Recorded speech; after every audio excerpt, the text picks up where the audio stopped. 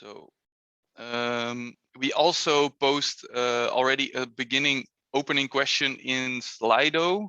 So we will use Slido for answering all the questions and treating the questions, because we are with a really large group. So otherwise it would be hard to manage. And there's already a question for you there. So I think Aya posted already the Slido. So if you could go there.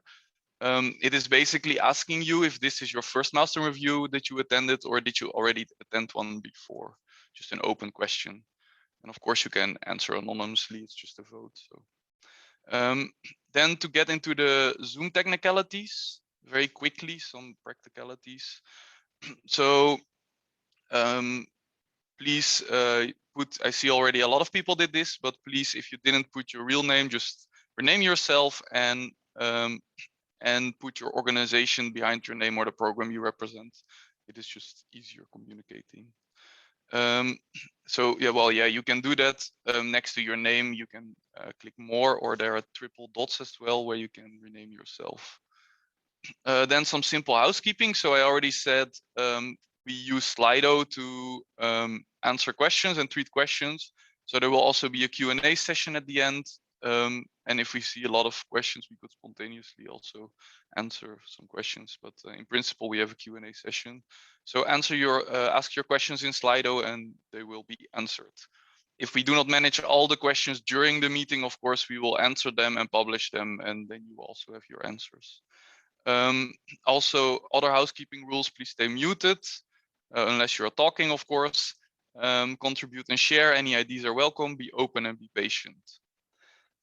Then a few things about the registration. So we are a large group, as I briefly said in the beginning. At the moment 114, but we had 146 participants registered, and 24 countries represented and 43 programs. There were a few last minute registrations, so they are added to the participants, but not to all the programs. So there might be a few extra programs. So we also had some questions in the registration, so maybe interesting for you as well. So one of the questions was, is your program planning to use GEMS? So you see that already a majority that is here said yes, 24 of them, and they also signed the license agreement already. There are 8 who say yes, and we plan to sign the license agreement. 8 that said no decision yet, and then 3 who answered no. Still very nice that you're here, and happy that you're interested in GEMS, of course. When does your program plan to start the first call in your monitoring system? So from bottom to top, you see that a majority of the programs are planning to start basically in the first quarter of 2022. There are already 5 programs who want to start their first call at the end of the year, of this year, and then also a majority second half of 2022. So basically a majority of the programs that registered for the event plan to launch their call somewhere in 2022. Then the last question, if you participated in sprint reviews before, there a majority said yes, but there's still also quite an amount of people who did not ever participate to sprint reviews. So to go briefly to the agenda, we are now in the welcome and introduction. We will continue after this with the state of play, so an update on the state of play. Then we discuss the timeline, so how the development is going, where we're going towards, what are the next steps.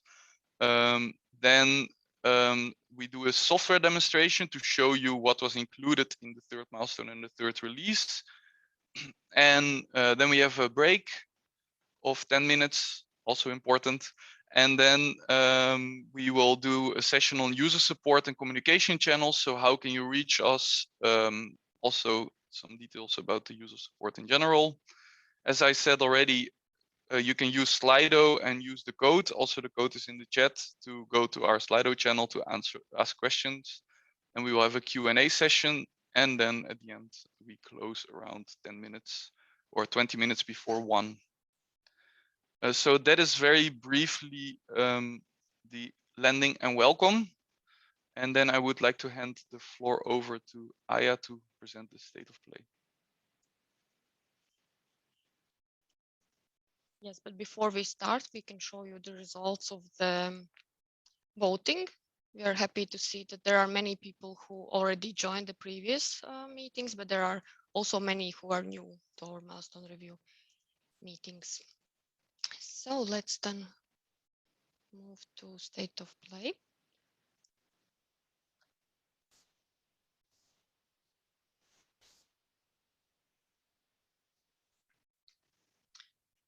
Yeah, also good morning from my side. And my name is Aya, and together with my colleagues Alexandra, Genia, Peter, Yuri, and Jose, we will guide you through the various sessions today, so you can get insights into the GEMS development, and also we will give you an opportunity to ask questions that you might have. Also, our colleagues from Cloudflight are here to support. As always, we are happy to see interest in GEMS development. We know that many participants already have joined previous milestone review meetings, but as we just saw, there are also many new participants, and respecting that, we also adjusted the information we will provide, meaning that there will be updates and also so-called reminders that will not be news for some of you. We have been in development for almost 1.5 years now, which is 36 sprints. And for those who are wondering what sprint is, it is just 2 weeks time-boxed period, by the end of which we organize sprint review meetings to demonstrate to users and potential users of the system the developed features in order to receive feedback from you. Since the last milestone review meeting that we organized in January, we have launched the first GEMS release and 2 following releases. To date, already 8 programs have downloaded the installation files of the 3rd release and can start introducing production data in the system. And all information entered will be also preserved for the future releases. GEMS community is growing. To date, already 43 programs have expressed their interest to test and use GEMS, and 36 programs have already signed the license agreement. That is exact amount of license agreements that were signed for EMS. What we already have in the system.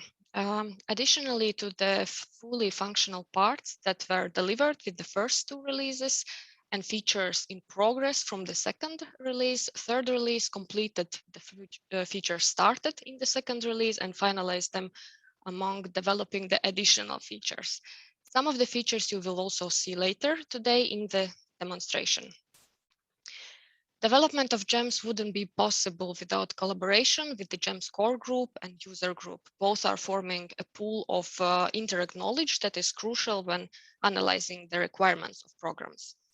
Core group members meet in regular core group meetings with us and thematic groups dedicated to specific topics to help our team to specify the system and also prioritize developments. Every single member has committed their time to work for the benefit of all Indirect community, and we really appreciate that, because being a core group member is not easy. It requires a lot of effort and is time consuming, as we often ask for homework and input before and during the meetings. Also, a wider group of stakeholders, so-called user group, is actively invited to participate in the co-development of the system through thematic network of GEMS. Group is formed already from 300 around members who observe or take an active part in the development of the system. And members are updated on the state of play of the system regularly through this platform. If you would like to join the platform, there is an email. You can send a request and we will gladly add you to the community. Not only the core group and user group is an essential source of Indirect knowledge, often we have to sync also with our colleagues from HEAT and keep EU on requirements for GEMS. We have built a process where we have regular exchanges with colleagues to exchange and update each other to make sure that we are on the same page. So to say that we have common messages and awareness of each project time plan. Matthias, why do we have to collaborate so closely with HEAT? Well, hi everyone, it's Matthias and I'm one of those that are dealing with HIT. Well, basically HIT is GEMS is built on the hit logic, and whatever is designed in hit will need to be implemented in GEMS. So we need to have a very close collaboration in order to make sure that decisions are prioritized and follow through both through hit and GEMS, and if there's any changes in GEMS towards the hit logic, that needs to be reported back also to hit core group. So I think it's very important that we have our own one voice, and we make sure that whatever is decided in both groups are what we both think is necessary. Thanks, Matthias. Jan, from KPU perspective, why regular syncs with the GEMS team are so essential? Thank you, Aya, and good morning to everyone. I'm Janne Kiilo, and I'm the technical manager of Keep.eu. And first of all, thank you to the GEMS team and to the whole GEMS community for warmly welcoming us working with Keep.eu to be part of the GEMS development. We have been in very close contact since the beginning, and we have been sharing information from both sides regularly.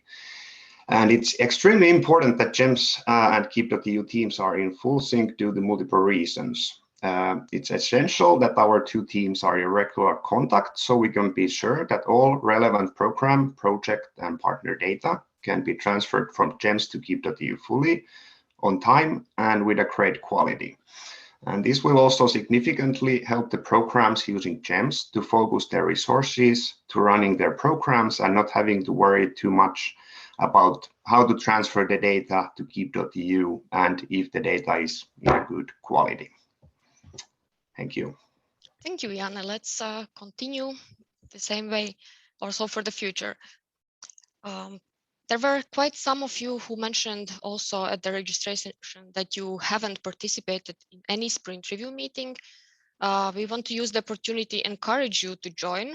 Some of you who have participated since the very first meeting will agree that it is an excellent opportunity to follow the development. How some participants put it, it will be easier later to explain to users the system. Why do we organize the meetings? Meetings are organized to demonstrate developments of 2 weeks and compare results with the commitments given in the very beginning of the sprint. For the team, it's a great opportunity to gather feedback from you users. Feedback is analyzed and added to the backlog. Later, this feedback is and can be prioritized based on the value that it brings to the users. Just last week, we decided to change a little bit the structure of the meeting. And from the previous meeting onwards, we will have breakout rooms in the meeting dedicated to the features implemented in the sprint. Participants will be able to join the room of their interest and move also around the rooms. The feedback that we received at the first such meeting was very positive, so we will also continue with this approach.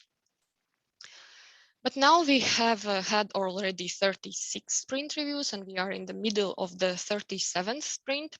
And as you can see, these meetings are interesting not only for the project team, but also for programs. And here you can see some statistics that shows attendance of participants and programs per review meetings.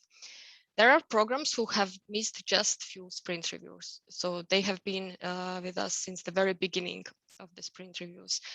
The next meeting we are organizing next week, and invitations to these meetings you can always find in the thematic network on GEMS. Please join us and you will see how GEMS is growing from a bicycle to Ferrari. Significant part of development is also collaboration with our users regarding testing of the system. This year we organized 2 user tests with program users and beneficiaries. And as an outcome, we could check with our users, is our concept working or not? As preparation for the third release, we also organized activity that was fun and also very useful in eliminating possible issues when launching the release. Our Scrum Master, Dominic, came up with the idea to organize a test day with the development team that later actually inspired us to organize also one with the core group. Dominic, what was the idea behind and how did it turn out in practice? So, hi, also a warm welcome from Cloudflight. The idea was sparked from an activity that a team of mine in another project I had before did right before a launch of their product, and they decided to sit together in a room and just everyone testing the application for a day and trying to break what they delivered. They found some bugs and could fix them before the release. So this was something that I then suggested, and it was accepted, or it was agreed that we will do it. And like Aya said, it was a lot of fun. Yuri was flooded with a lot of bug reports. Yuri and I were busy keeping our tier up to date. And we already found a lot of bugs. You see the statistics here. So we found 31 bugs. We found 16 improvements or potential documentations. And we also found 9 UX improvements. Some of the more critical, more severe bugs were already fixed. And the result of this sparked then another idea by Aya. So what did you do then?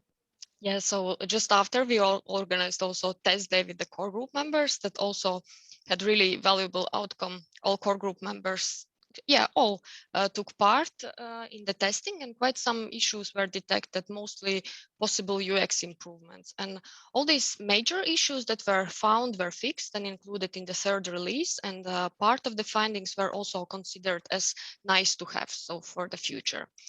Based on the feedback from both days, we updated also our documentation of the third release, and the immediate feedback from all who participated was quite positive, which makes us believe that the test day can be organized also more regularly. So to join the 36 programs that already have signed the license agreement to test or use the system, what your program has to do. There should be a decision to use test gems from your relevant management structure. And then with that decision, program should write an email to GEMS to receive the template of license agreement. After that, programs will receive a license agreement from the city of Vienna, that is our hosting institution, which will need to be signed by the program's hosting institution to receive the installation files and instructions. Program should ensure all the technical steps and test gems before using the software with real data. This is very important. And please note that signing the license agreement does not oblige program to use gems. You can sign the license agreement and test the system and see whether it would work for your program.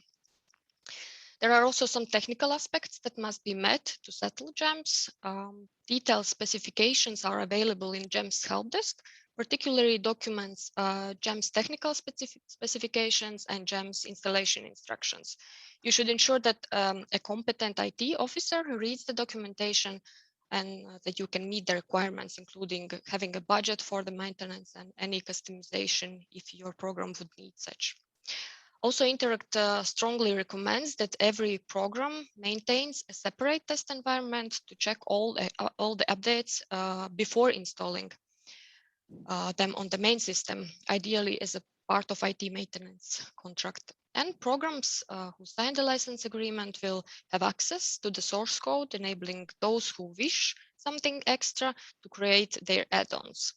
Very important, please note that any such modification are at program's own costs and risks. And any changes to the source code, no matter how small, means that Interact cannot guarantee compatibility of the future updates. I'm sure you have seen this slide, but for those who are joining us for the first time, it's just a reminder, how can you be involved in GEMS development if you are interested. So sprint review meetings, best way how to follow the development closely and be up to date with what has been developed in the system. Testers pool. At this point, we already have variety of different types of users who are interested in testing the system, and we will reach out to them when a specific module feature is implemented. If you are interested, also send us an email and we will gladly add your contact details to this list of contact persons that we would approach when testing is needed. And of course, thematic network on GEMS. That's the very first place where you can look for an updates from the GEMS team. And if you are interested, we will add you also those who in the registration tool mark that you would like to be added, we will do it just after this meeting. And if you are curious to see what is already in the system, you can check it out already today, already now. Every second week, the system is updated with the newest build. So test it, check it, whether it works for your program, and provide us with your impressions or suggestions. That is all for the general updates. And now I'm handing over to Genia, who will tell you more about the timeline of GEMS and next steps that we have planned. Yeah, thank you, Aya. I will now start my screen and I will report you what we did, what we implemented in the GEMS since the last milestone review that was already in January this year. And before lifting the curtain, however, I will ask the crucial question and I will also answer it. What is a milestone? Actually, we have a milestone review today, but what we define in our project as a milestone is a moment when we have a certain amount of features or bunch of features fully implemented, not unlike the review meetings where we of course have to present partly finished features, but here now this is a full set of features that we finished with delivering the third release, and this is going to be demonstrated now, so it is also a bigger amount of features and functions in the GEMS system that you will see today. It is easier to understand because no things are missing and you can really fully see the functionality as we implemented it, at least in the first basic version that we defined for the implementation. This is then also like this event today. It is a demonstration targeted to a wider audience, also for people who are not so closely following the implementation process of the GEMS system. And we also, it's not just a one-way communication. So it's not only that we show you how GEMS is look like and how far it is developed by date, but also we would like to collect feedback from your side and really feel free, even if you think yet you will be a more rare user of GEMS or you will only fulfill certain functions in the systems, just like assessing applications or doing financial control. Still, also those users should be familiar with GEMS. Also, those users especially should find their way. GEMS should be intuitively enough to also cater for people that first time see the system. So most valuable feedback really from everybody here. We see already first questions in the Slido. So please go ahead, and we hope also to get a lively discussion then later on about your questions. Good, but now what happened since last January when we had the last milestone review? We proudly launched the first release with a countdown on the 30th of March this year. And this release comprised some basic users. I'm not losing any words about this now because now it's already much better, the user management. We had the program logic in with priorities, specific objectives, indicators, simplified cost options in the program and in the call setup to be defined. Then we had all input fields from the HIT application form implemented. We are still implementing certain summary tables. There are a lot of overviews, but everything that is an input and is required or can also be an optional field in HIT, that was already in by the end of March. Then we had the application workflow from the draft created application via the assessment up to the decision. The system was multilingual in two aspects. We have a system language where you switch the languages of the menu and of the whole user interface.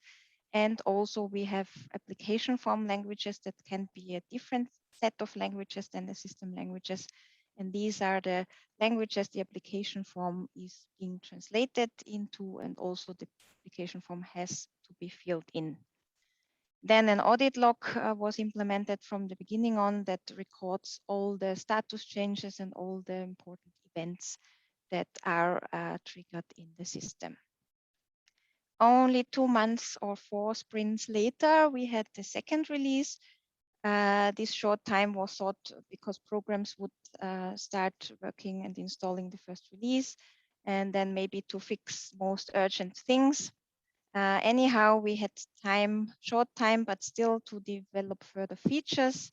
In the end, we said with 4 sprints, you can hardly finish anything. So we called this second release the teaser release, because we delivered things, but not in their full scope, because that was simply not possible in that short time.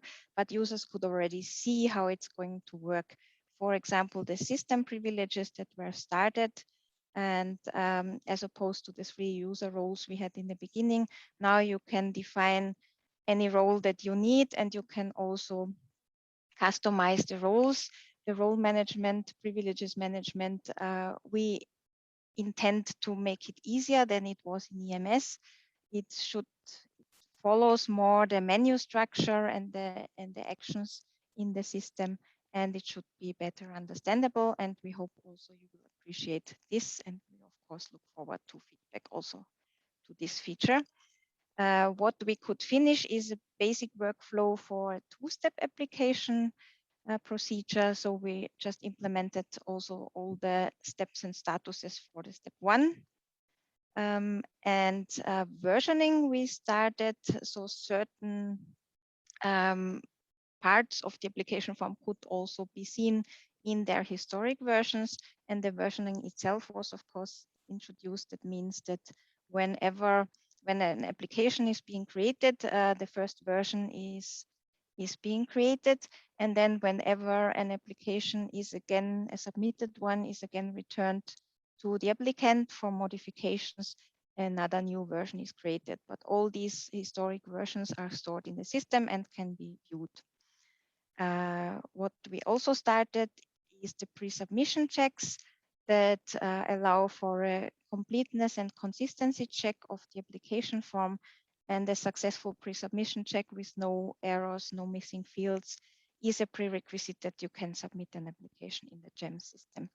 That is done via an add-on interface to make it flexible, so that programs can also tailor the pre-submission check and have their own add-ons, because there are the requirements. What is a mandatory field for the submission can differ quite broadly. So here programs have the flexibility in the add-on interface without having to kind of change some of the core parts of the system. So this add-on is giving us the flexibility for that. Third release, already a few weeks ago, only recently, we launched the third release. And again, we were quite happy because we managed to implement everything that we had on our plan in our backlog. And it was on the 21st September. And the intention was to deliver this third release with all the features to enable programs to go live with the system, meaning have their working installations, have their first real users, and not only testing for the system. And what features did we develop over the summer for the third release? We improved the translation management that was already delivered in August. Then programs can now, via a user interface, upload and download the translation files, which is much easier than if they have to bother in some setup scripts. Then the system privileges were finished. That was still open from the second release. Also, the versioning was fully done, and the pre-submission check add-on was fully implemented. These were the remainders from second release. And newly, we also introduced a configurator for the application form. This is a page where you can switch off the optional fields as they are defined in the HIT application form. And also for the step 1 of a 2-step application form, you can switch off even more fields to make it simpler. So this is a big kind of value that we delivered here for the programs. Then the file management was improved for the application annexes. We have now different subsections for partners and for the project level, and not only just one repository for everything, where then like 20, 30 files are around and you have to find what is relevant. So this is now better, and we will of course add this file management, this structured one, also to other upcoming features we will develop. Then the state aid add-on or plugin, as it's called in the HIT procedure, was added to the application form, as well as certain additional fields, just that we also discussed with the programs, additional to HIT, what they would find most valuable. First thing, it was also including changes that were due to the finalization of the regulations that came out in the summer. But also we created an automatically generated project ID that is has a bit of a system, and where programs can give information on the call ID and on the project ID, program ID, and that is a bit configurable. Also, we increased the number of funds that the project can be co-financed to 4. So this was it for the 3rd release, and now towards the 4th release that we agreed now with the core group, we will launch it in mid of January next year.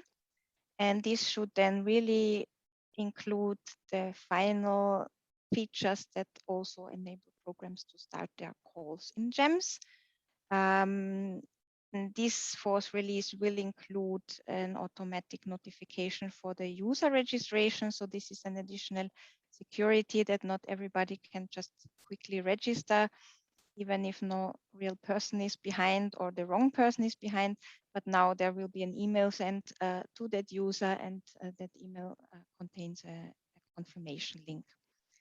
Then we introduced the possibility to have a ceiling for the co-financing rate, so that cannot be exceeded then in an application. We are working on the additional summary tables from the HIT form that we are still completing.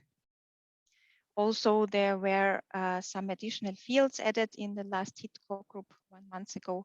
Also, those we will deliver with the 4th release, since we, of course, strongly are based on HIT and their agreements.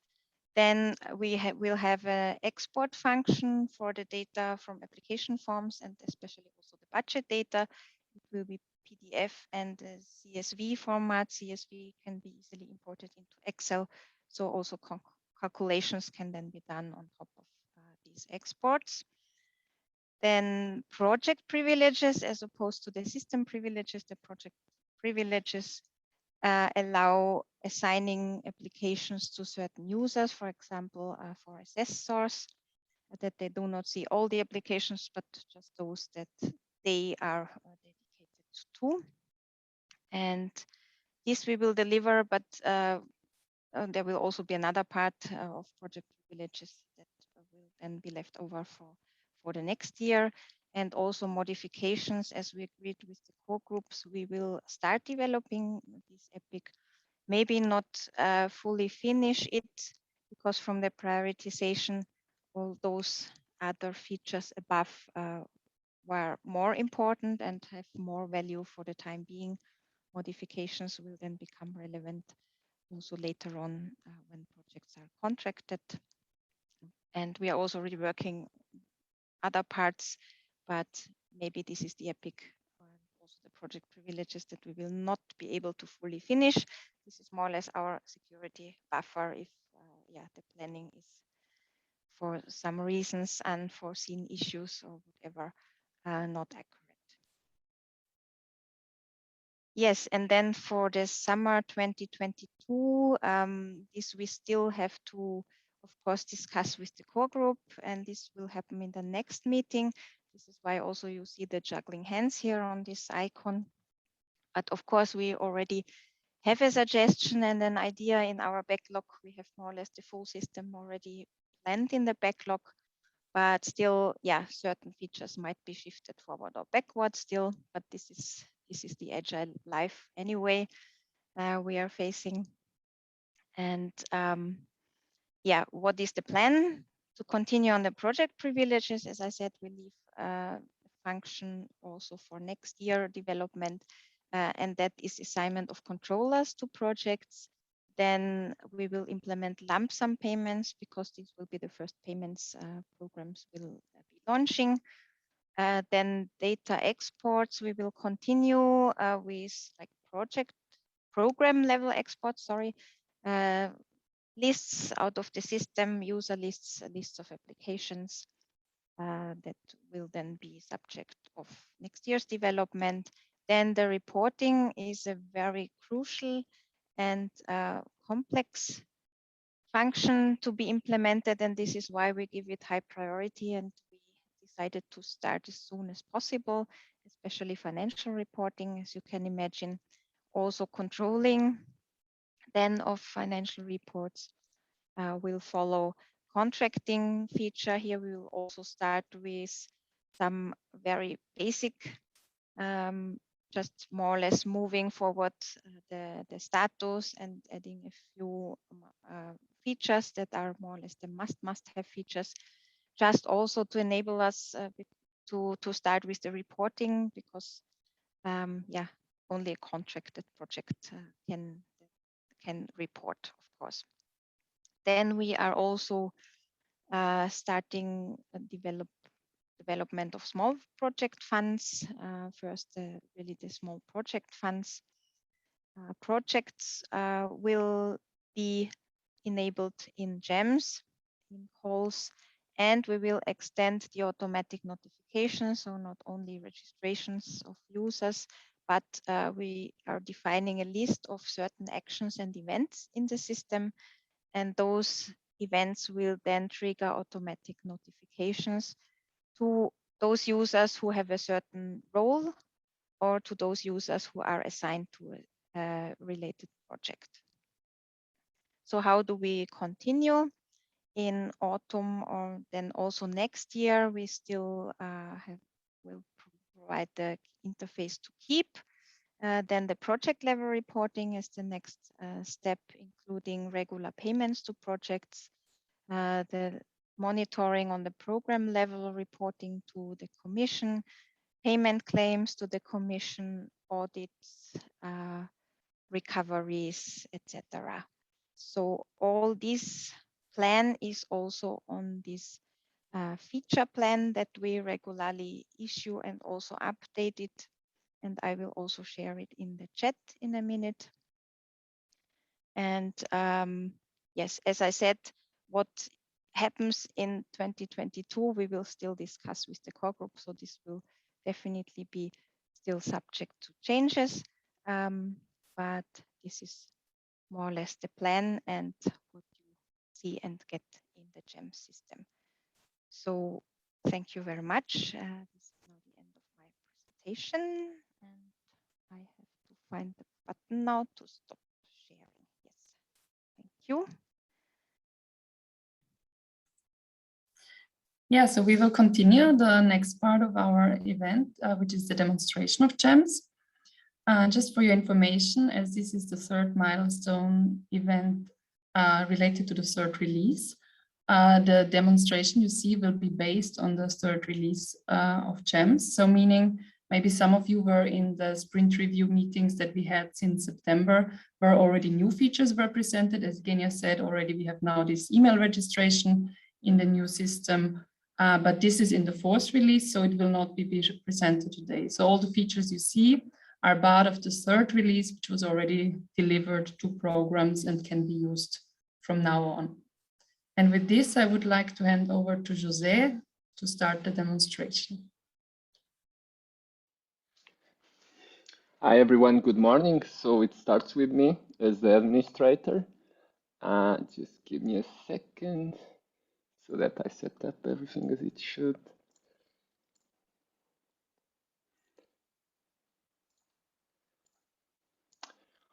All right, so everything starts here. And today I'm actually the administrator. So even the administrator, they don't escape to log in the system as every other user.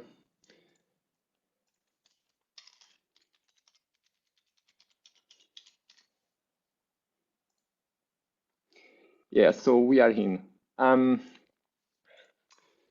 So one of the responsibilities of the administrator is actually user management.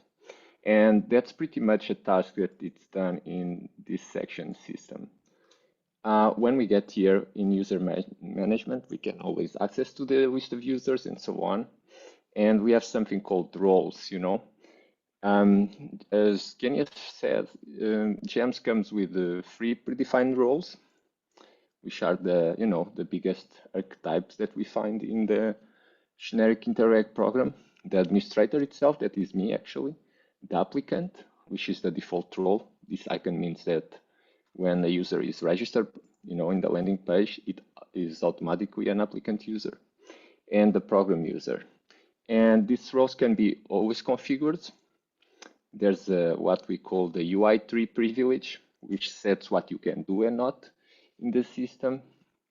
And of course, each role has one, and you can also create multiple roles. So maybe we can take a look how it looks like, for instance, my role. Because my role is administrator, I pretty much have access to everything. And what we can see is that I'm allowed to create projects or collaborate, but even though if I couldn't tick it, I'm allowed also to monitor projects. That means I can go to projects that I didn't create. This is quite expected for roles which belong to the program authority, so that they can perform their daily tasks, you know, check out application forms and multiple things. Then there's other thing called the navigation bar. This means all this navigation bar.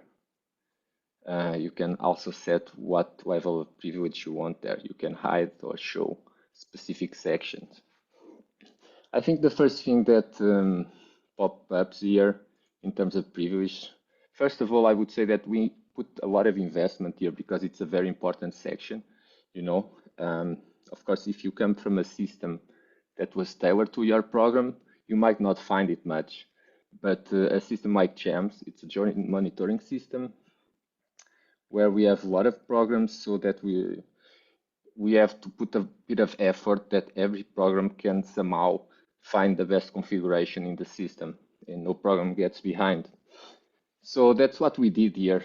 We kind of provide a lot of configuration for all possibilities. I will do a demonstration. For instance, we have this program user. Okay, I just changed some stuff, but I will just cancel. So we have this preset as a program user, and you can see that it's not interest to create projects, right? And we give this set of rules. We allow to view application forms. And by the way, you might see a lot of edits here, but in the fact, it's not like exactly edit, but you can see what it does through the tooltip. There's always a bit of guidance, you see? And all you have to do is pretty much, what the admin has to do is pretty much align the configuration for the specific role. So for this exercise, I will actually create a new role. Let's say that is a role for a program authority, just a generic JS officer. But maybe some JS officer which contains, you know, not all privilege. Let's go through it. So it's not a person who needs to create projects. I mean, it's a JS officer. And I would say that I allow this person to, or this group of persons, right? It's a role. To monitor projects, that means visit projects they didn't create. And it makes sense that this role can view the project, also view application file, maybe edit what they say they can upload, delete. Yeah, why not? Check, submit projects. I don't think so. This is pretty much a thing more for the you know, for the applicant, and maybe the admin, if there's an issue, we can also interfere. Yeah, assessment. Okay, you can do also assessment, maybe not doing it. Revert, not. This is a very limited program user, I would say. And assessment file also can edit. So you see, I'm just configuring for a specific group of people, or maybe just one person, if that happens. Because sometimes programs, you know, they don't have large groups. They end up to have a role for each of the persons, small programs, I would say. And I find it pretty much that there's also the top navigation bar that makes sense to hide like system things like the administrator, but this JS officer should not get into this section. So it's hide, everything should be fine. On the level of the program setup, I think it makes sense that the program user, this officer, can view but not change it. Also for the calls, you know, because I guess, so I will set this user for Genia, but Alex will be the other program user. She will be able to do this kind of management of the call. So this will be a role for Genia. She will be able to view but not change it. So I create this role, and we can see that all new roles. One is new, JS officer, and all I have to do is to assign the roles for the people. So Genia is the one who gets this new role. It's a bit limited role for officer.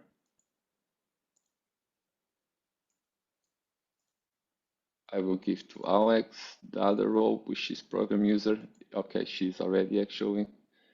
And Peter should be the applicant. Actually, he's already applicant. Yes, it is. Just so that you understand, is that the program user by default is configured as Interact CA program user, and we find out that they can add calls and so on. So the other JS officer that I just create, it's a bit more limited. And everything is applicable when I quick save, but still the user needs to log in again.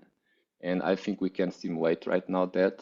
I will ask my colleague, I guess Alexandra, or yes, I she will can continue. tell. So our program user will continue from here.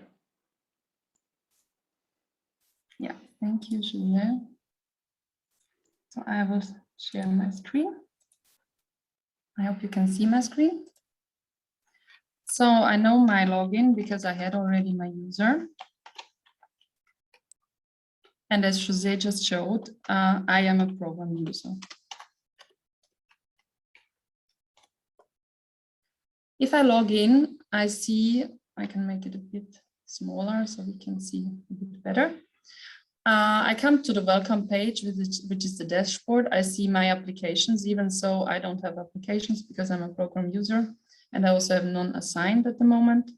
And I can see the open calls. So this test installation we prepared for the demo, it has already 3 calls published. And it has, this means that there are already the data in the program setup. We saw also the user management is already set up, the roles are set up. But still, I would like to show you the new things in the sections program setup and calls, which we developed since the last milestone review. So if we go to the program setup, the logic we have is that once you have the first call published in your system, it means that you cannot edit anymore all the data in the program setup. Some things you have to set before you publish the first call, and you cannot delete the items or the settings that you have already added to the program setup. For example, here we have already priorities created or indicators. For example, we see here the list of indicators, and I can no longer delete these indicators because potentially they were already used by the projects under this first 3 calls, which were created in the system. What we added since the last milestone review is a bit of a translation management. In this installation, the languages selected are German and English, meaning as the system languages as well as the input languages for the application form are German and English. We had here already before this toggle button to change between the 2 languages, this drop down. And we can see that here I can switch to German, and I see most of everything which is translated already in German. How we get these German translations in the system is via the translation management. This was a section which was mainly updated. So basically all the translation is based on a translation file, which I can download here. One file is there for the system translation, and one file is there for the application form questions and buttons and actions in the application form. So this means for the system translations, whenever we add new sections, for example, the user management was maybe added, or this role management, new keys will be added to this file, and you will need to translate it also for all your languages that you have in the system.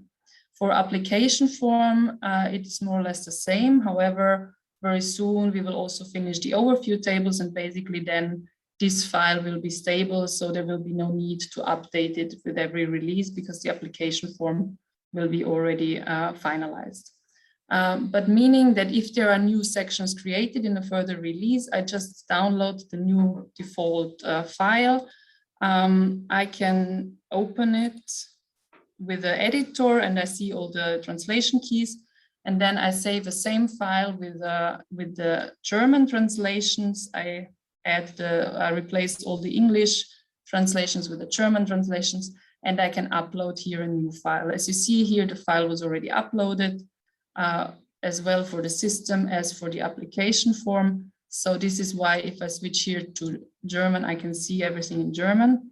If, for example, this key apparently was not translated, state aid, so still I see the English word from the standard translation. So whenever you forget or a new key was added in a new release and you didn't yet translate it, you will still see the English default values. So there is not that it's blank or you cannot see it anymore, but you simply see then the English.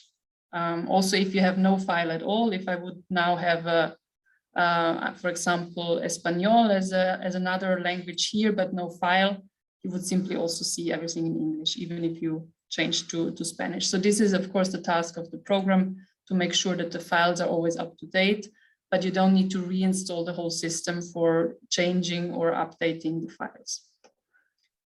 So this was one big new thing in the program setup. Other sections were already there. So this is basically representing more or less the whole Interact program template. So meaning you have to add your funds, which you are using. For example, here we have ERDF and Neighborhood CDC fund. You can also add own funds if you want. And this is the thing also, when I have the first call published, I can still add new items which can be used in future calls or added to existing calls, but I can no longer untick the funds which I already used. The new section we also added here is the state aid, where you can select actually the state aid measures that your program provides.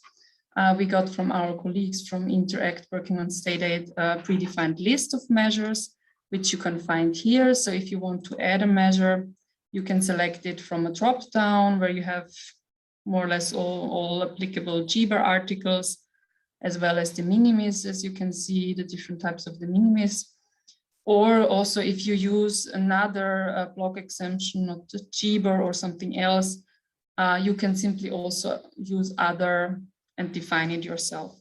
If you use something that was predefined, for example, you use agricultural de minimis, you will find some predefined data, some proposed thresholds from the regulations, but this is also amendable, and you can also change how you want to see the applicants your schemes. So basically, if you have only one scheme for de minimis, and we say we don't want this new one that we added, you can also simply say we just call it de minimis and not general de minimis in our program. So this is possible. Yeah, this is the state aid added to the program setup. And as before, all these sections of the program setup will then also be used in the calls. So all the priorities, all the indicators, all the simplified cost options, state aid, it will be then all available in the calls. Let's now look into the call setup. As said, we have already 3 calls here in the system, but now what we want to do together is to publish a new call. We will call our call to number 4, because it's already the 4th one. And one new feature we added as well since the last milestone review is the 2-step application form procedure. So now you can have an end date for the first step, which is kind of this project idea or concept, which is submitted under the first step. And then you have the end date for the full application form for the second step. So let's say we can also say our call already started, but we only opened the GEMS now. So let's say started on the 1st of October. The first step will end at the end of the month. And then the second step will be maybe somewhere next year already in end of January. So we set our dates. What we have to define is how long will be one planning period, or maybe you also use it later for reporting. But we say we want to split the project in periods of 6 months. We can describe what the call is about if you want. And we have to select, of course, which priorities are open for the applicants. So here we say it's only priority 2, it's a restricted call. We want the applicants to basically contribute, for example, to the Danube strategy. We can say, is it allowed that one partner uses 2 funds? This was also extended, this feature. It's mainly maybe for programs also cooperating with external countries. So then one partner could use 2 different funds. And we can add here this is the new section, we can add the state aid schemes that are available for the applicants in the call based on what we have in the program. So for example, we just changed this to de minimis, this name, and now we see it here. And we say, okay, this de minimis is available in this call, and we create the 4th call. We could already publish it now, but first we want to do more settings. There are also new settings for the budget available. Basically, a new section is that we can also say in some cost categories, real costs are not allowed. We are following basically the hit logic with the cost categories, meaning that you have here the 5 cost categories where you can actually allow real cost. And for this call, for example, just to show how we can restrict this, we don't allow anything but staff costs. All other budget lines or cost categories are switched off. We save the changes.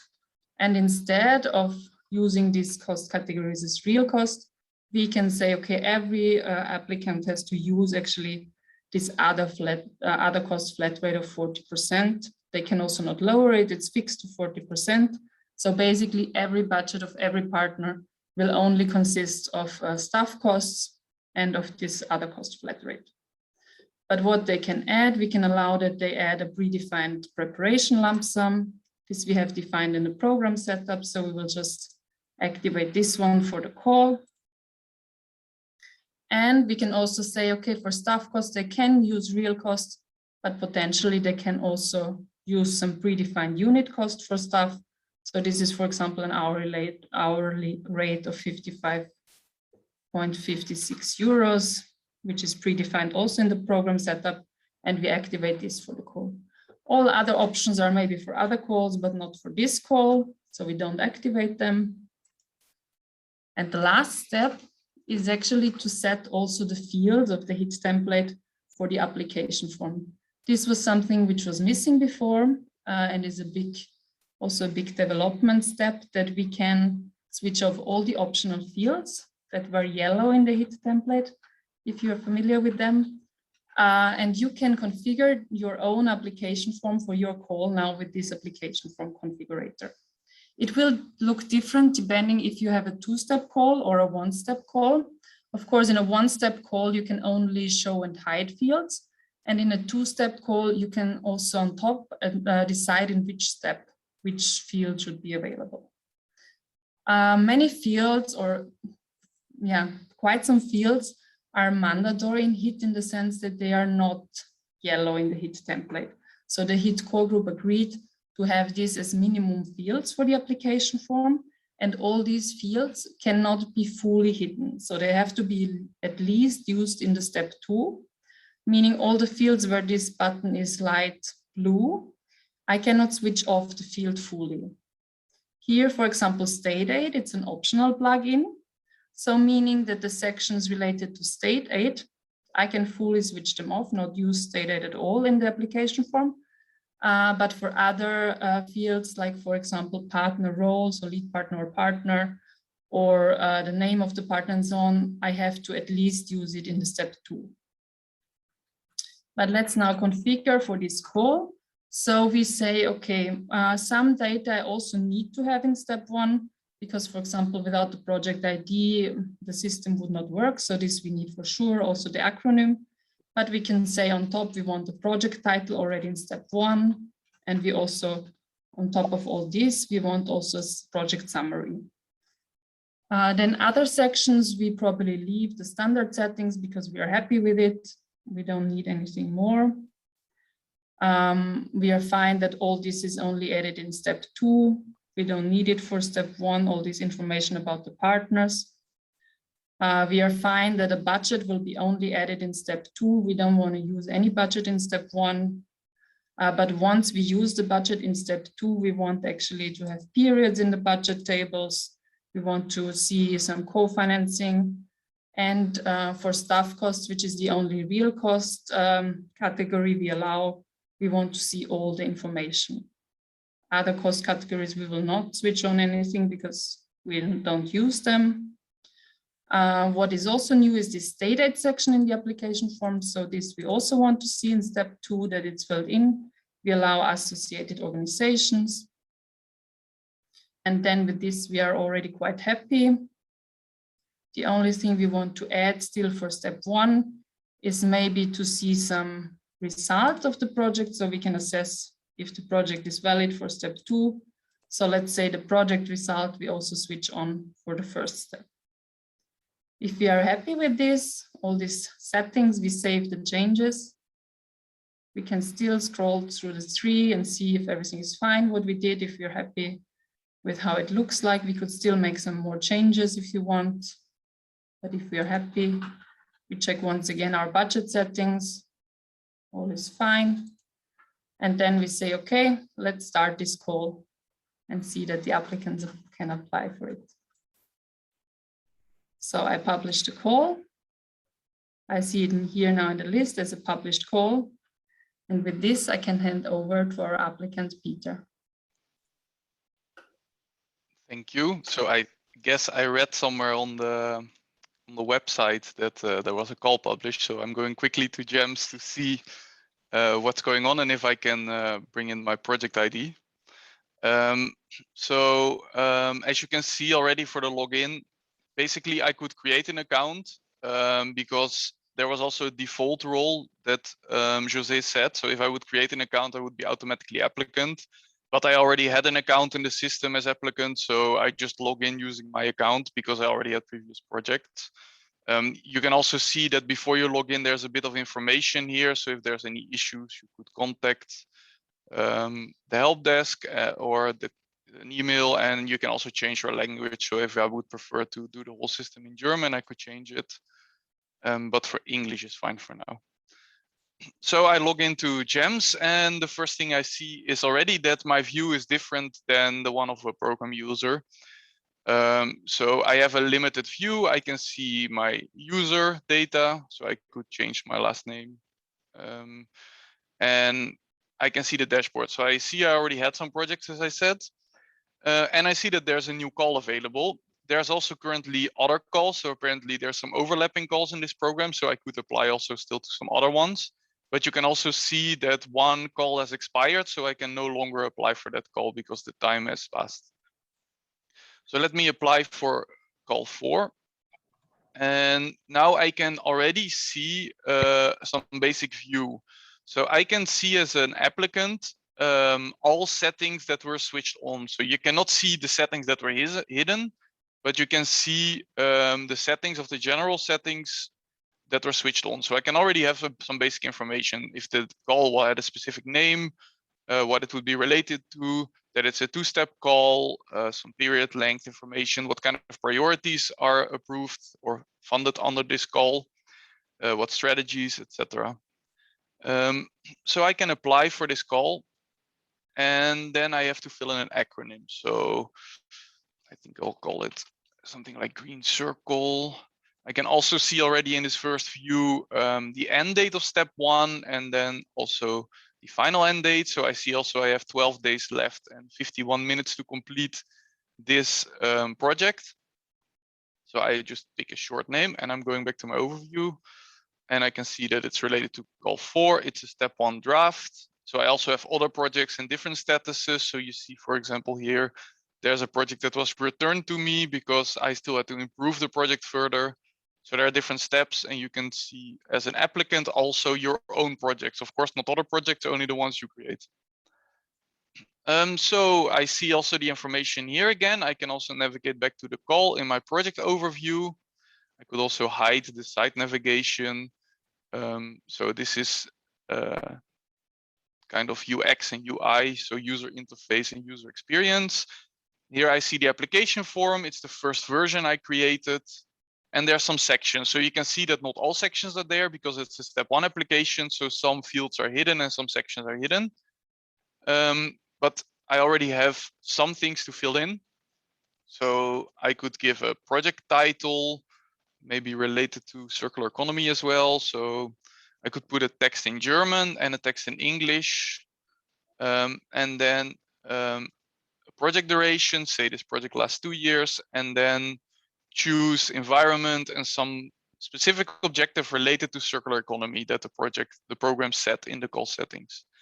And then I could also fill in a summary for this project. I will not write a lengthy summary right now because I'm not sure you're very interested in seeing that. So just to add some text. And then I could also add partners to the project. So I can add a new partner, say I add a lead partner. So maybe the lead partner is City of Vienna, and it's a public organization, so I can create that. I can also see already that my specific objective is also automatically filled in C1. And then I can also add a project result using one of the indicators. So the program had set indicators related to this priority. So when I selected this priority, I can choose already a result if I already foresee some results related to this project. I mean, it's a step 1, so it's a basic application. So I could say that I could link it to waste recycled or waste used as a raw material. So I could say waste recycled, and you see already that also the program data related to this indicator is automatically pre-filled. So I can see the measurement unit, which is tons per year, that there is a baseline. So there's also some further information whenever you see these information bubbles. So you can read here that the baseline here is the program baseline that is pre-filled, and that could potentially be lowered by the applicant in case there is a program baseline. I mean, here the program baseline is 0. Of course, it cannot be negative, but it could, for example, be that the program area foresees a certain amount of tons recycled already as a starting point, and that your project area is smaller, so you would like to reduce this baseline. Here it's simply 0 because it's new waste recycled within this project lifetime. So I can just say I'm planning, say, to reduce 1,000 tons. And then also there are periods. So in the call settings, you saw maybe briefly that Alexandra set the period length to 6 months. So the program set the period to 6 months. So every period lasts 6 months. And I set as an applicant the project to 2 years. So automatically these periods are divided correctly. If there is also not an exact number, then there will also be a 5th period that is a bit shorter. So I can say that to period 4, because I expect my result to be reached in the end, then these tons will be reached. Also keep in mind that some fields are optional. So potentially, I think the delivery periods are optional. So also if your program is not using deliverables for results, because results are always achieved at the end, this would not show. But since our program here, this example where I'm applying for has periods, I can select them. And then I could say something, description about this. So I expect that green cycle will recycle 1,000 tons per year of waste. And I can also put that in English and save. Then there are also some annexes I could upload. So I could upload annexes to the general attachments, and it just goes to a file manager and you can upload a file. So I could upload a file, and I could also upload files specifically to one partner, so to the lead partner, because I only have one partner. But for now, this is enough. I still have plenty of time, I think, because I had 2 weeks, so this should work. So let me quickly submit my project. I think I did my work well, so let's hope this gets approved by the program. So now, after submitting, I see also here that as an applicant, my status is now step 1 submitted. I submitted it on this date. You also see that the first submission was here, by which user it was done. I still see some call information, also some basic information. And also on my dashboard, I see also some basic information like this first submission, that it was submitted. So I see that I did my submission correctly. And I hope that the program also got informed about this and that they are aware that they have to assess the project now.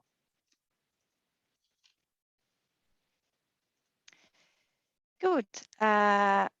Alexandra, my program manager, told me there is a newly submitted application and I should do the assessment. It's for the first step submitted, and I will have a look into the system now. And I see here this project that was handed in recently. Today, actually, 3 minutes ago, with the green circle. So I have a look into it. And first thing, I would also like to see what was defined in the call, because of course I would check and assess this project for the right criteria. So I can here see directly from the project, I got into the call settings. So I see whatever is selected here is fine. And what I also see, I mean, yeah, in the last period, funding period, there was a bit of an incident. I changed settings of a call and that messed a bit up the running applications. And Jose, the administrator, together with the IT company, they were working for 2 days to kind of recover all the data and make everything fine. Although now I heard actually that GEMS is safe for that, and if a call is published, you can only add things, but you cannot really remove items, so that might corrupt applications. But still, I'm a bit disappointed. So my users, my colleagues don't allow me to modify calls anymore. Anyway, I can at least view the information and do my assessment, and I go back in this application for the green circle. I can also look here what Peter entered. My assessment, I have to fill in the sheet and documentation outside of the system, can upload it so I can look through what Peter did. And yeah, I see just one partner, maybe it's a cooperation program. There might be the need for another one. So I go now in the assessment and decision module. And here I see the assessment for the step 1, but actually I also don't have the permission to enter the assessment now. So Yes. where is my admin? You restricted everything from Yeah, me. I underestimate your tasks. I was not aware that you were going into that direction. I thought your manager, Alex, would do that. So I think I can do that. I will just provide you more privilege. And that's Yes, also please, quickly. Yeah. Sure. Should I share or you just... Yeah, you can also share. All right. Let me just do it quickly. So Genia was, as we said that before, it's just JS officer. And what we forgot, I mean, I did by mistake. I only gave view, so she needs all the rights. I'm a very generous admin. I will just give all the rights for her, including the start of the step 2. I think that's it you need, no, Genia? Or you need more? What you need for the generous admin? Yeah, the assessment files. Yeah, it looks. Everything related with assessment, you have the rights then. Yeah. Okay, so you just need to log in again and you have it. Okay. So Thank you. Yeah, I'm a bit upset, but okay. yeah, Now it should be we working. talk later. Yes, I we pay the talk. lunch. Not in this meeting. Yeah. Okay. I have to log out again and log back in because the privileges have changed. And now I will see if they really trust me enough that I can do this assessment. I click again on this menu. Okay, now it looks much better.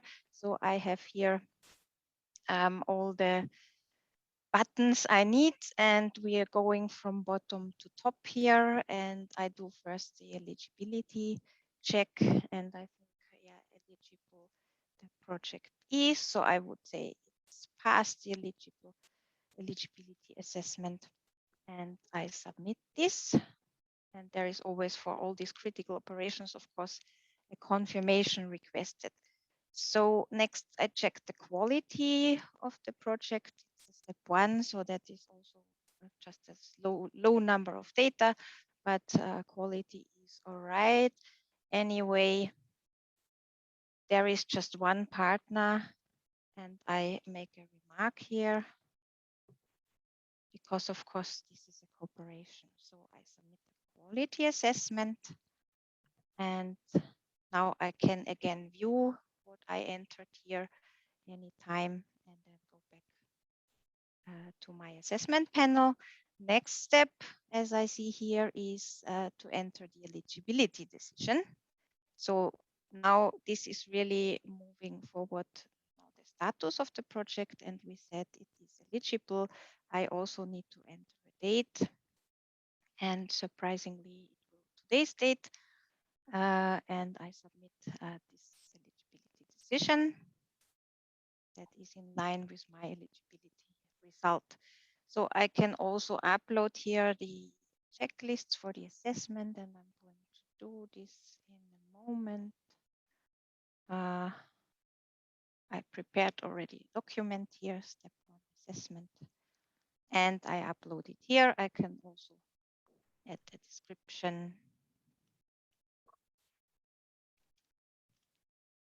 and save it. So now this is uploaded, and now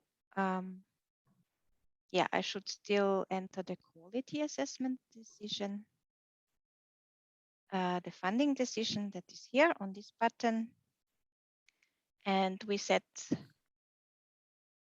it is possible to approve it, and there is just one kind of condition I would like to add, and this is please add at least one partner from Russia, because this is a very new cooperation program. It's actually, if you look into the program geographic area, it's a cooperation between Germany and Russia. So I set the date of the decision and submit the funding decision, confirm it. And now I see everything is entered.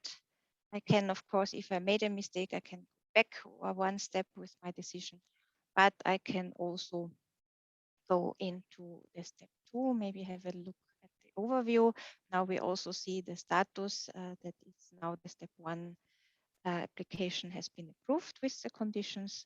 And now I can also give Peter the green light to start and enter the data and the full application form for the step 2. And this is what I'm going to do now.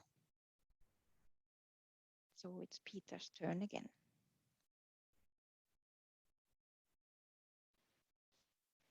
Thank you. So I also got an update that my project was now submitted. So let's have a look. I'll refresh my page. I was still logged in, working on some other projects. So I see now that my project is back in draft. So apparently there has been a decision and something has happened.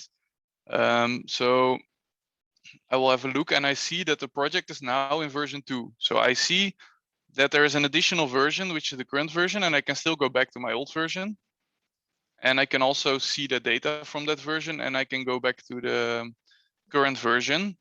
And you see that there are a lot of new sections open. So there the full application form is opened. So I still see also there are some new things to fill in, but also the data that I filled in is still there. But I can still expand on that, and I can add more data because everything's still editable. So one of the conditions was that I had to add another partner. So I will quickly add a Russian partner.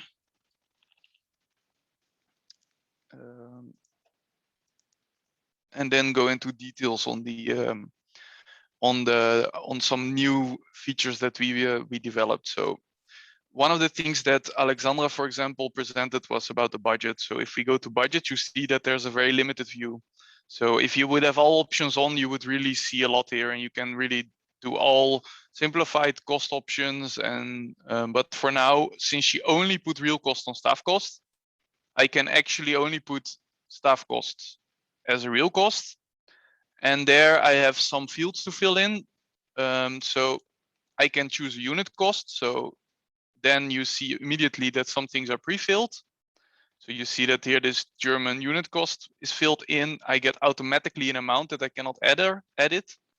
And I can say the number of units. So this was an hourly rate. So I can say, let's say this project manager will work 1,000 hours on this project.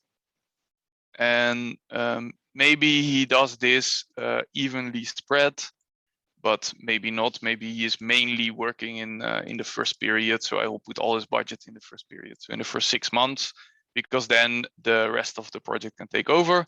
And maybe there's also a real cost. So I just leave the program unit cost on NA. And I say there's also a communication officer who will work.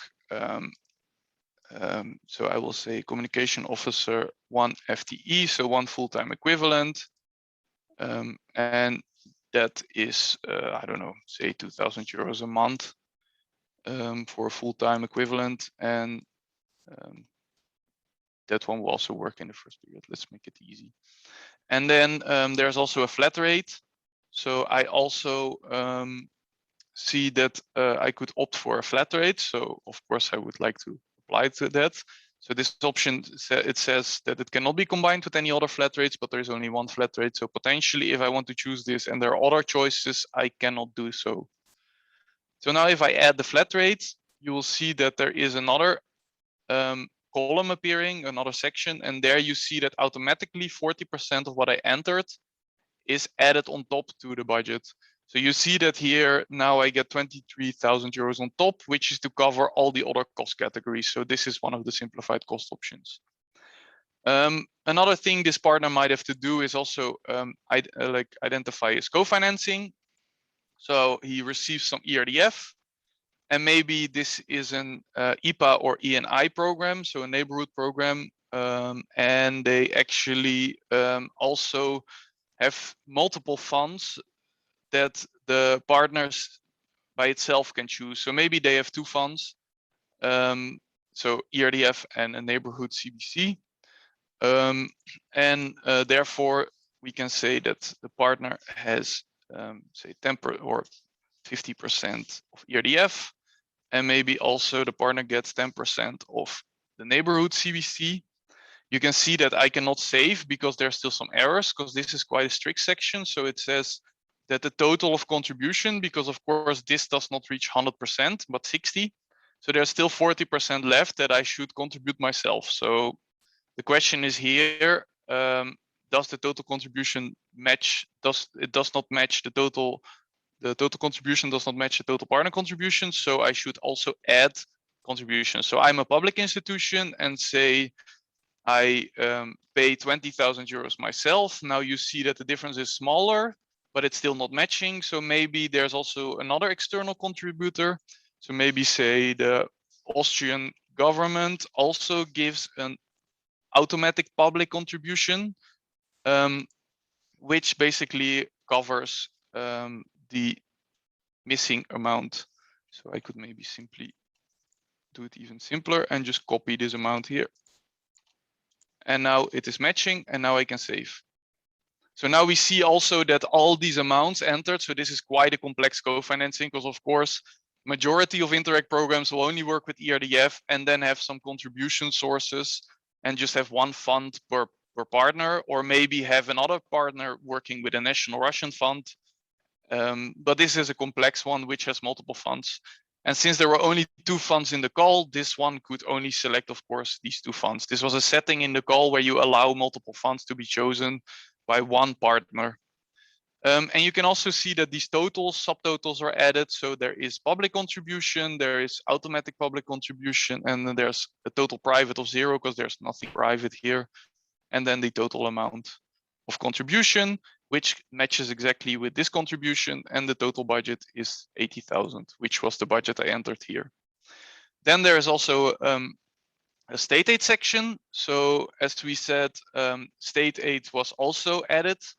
So there are state aid schemes, and there's also a self-assessment. So the partner here has to self-assess their state aid criteria. This is according to the HIT template. So the first criterion is the partner involved in economic activities? And this is answered through 2 sub-questions. So will the project applicant implement activities and or offers goods, services for which a market exists? So even though it's a public institution, maybe they are. Maybe waste recycling is also done by some private businesses. So there could actually be economic activities for this partner in this project, so they could potentially be stated relevant, and maybe they even get a benefit out of it. So maybe the project applicant is also planning to carry it out, and that the operator included in the project as a project partner has also a target, or a target gains a benefit from this. So criterion 2 covers if the partner receives an undue advantage in the framework of the project. So answering these questions automatically identifies the state aid risk. So is there a risk for state aid or not? So if I would answer these 2, for example, no, because there's no advantage, there will be automatically no. If I would say that, for example, that this one is on no, because the partner himself does not carry out the activities, but an external service provider who gets an advantage, there could also be a risk of indirect state aid. So 2nd level state aid, meaning that the target audience might get an undue advantage due to the funding of this partner. So this is all according to the HIT state aid template. And then you could also indicate activities if you create some. So if I did not create activities yet, so I can just put anything. But if I created activities in the work plan, then actually I can select these activity titles directly here to show which activities the lead partner does that are state aid relevant. This is also optional. And I can, of course, choose a state aid scheme because I have a high risk of state aid. So I can say I cover this, since this was the only one that the program selected, through de minimis. So now you also see that the renaming of Alexandra in the schemes, that it's not general de minimis, but de minimis. So now I completed my state aid section. Well, of course, I have to, you see that the languages are still empty because I did not put any justification. So I would have to put also justification to explain, of course, why I am state aid relevant to each question. So I have to justify my answers. I could also add associated organizations. So these are then linked to a partner. I will not go in detail here, but you could potentially say there's a partner supporting or interested in the project, and they are an associated organization, and they are covered by City of Vienna, and you could also give them the details. And there are numerous other sections available now, which were actually all according to the template. So also some questions, target groups, things about synergies. So there are numerous sections that have to be filled in these two languages that were indicated by the program. So there are two input languages, German and English. They might have been different from the system settings, but at the moment they are the same. So this is all program settings. As an applicant, I just know that I have to fill in everything in two languages. I can also create a work plan, so I can make work packages. And there are also activities I could create. So I could add an activity about waste recycling with a start date and an end period and some descriptions. And then you could retroactively also add that activity here.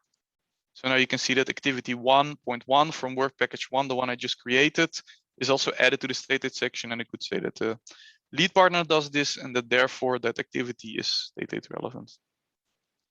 My results are still available here. So you can also see that this result is still there. And this was also already available in step 1. There's also a time plan which shows then the things that I filled in. So I went very quickly through the work plan because there's also a lot of sections like outputs. There could also be investments if this was turned on by the application in the application form configurator. But here this was switched off, I think. So you see there's no tab for investments. I mean, the applicant doesn't need to know, of course, what is hidden, but the program user knows this. And then there's a time plan where you can see all the work packages created, the activities, from when to when they start and end, when my result is planned. Also, if you hover over it, you see even the target value. So you can see that this has a target value of 1000. And this gives a bit of an overview.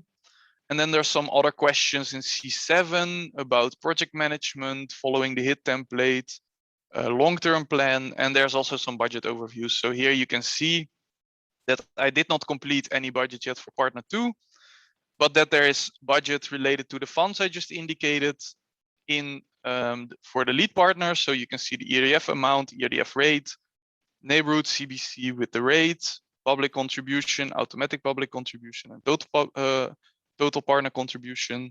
And then also there's the percentage here of how much of the total budget is owned by that partner. So here, of course, it's 100% because here I did not put anything. So if I would add something to partner 2 now, this gets updated live. And there's another overview table which indicates all the budget per cost category. And you could also see the country if I completed. I didn't do that yet. Here the country. So if I would put here in the address country, say this partner is from Andorra, and I choose a NUTS 2 and a NUTS 3. I have my there. Then you will see directly that this gets updated here. Very quickly, I will also add a lump sum. So there was also a preparation lump sum. So I can add this here. It is some things are pre-filled. So you see that the total amount is pre-filled, that I'm allowed to split it between partners. That was indicated by the program. And I can choose the period. So I assign it to period preparation and say maybe 10,000 goes to the lead partner, and then the remaining part goes to the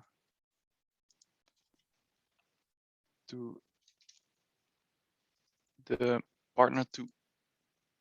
And now you see that there's still a small gap because I didn't do it exactly correct. So there's still 4 cents missing. So, but this is also good. The system shows you in yellow with also warning messages, please update the lump sum table because the sums are not exactly correct. So I could say, well, the lead partner gets 4 cents extra. And then this should be matching. Okay, it's too much actually.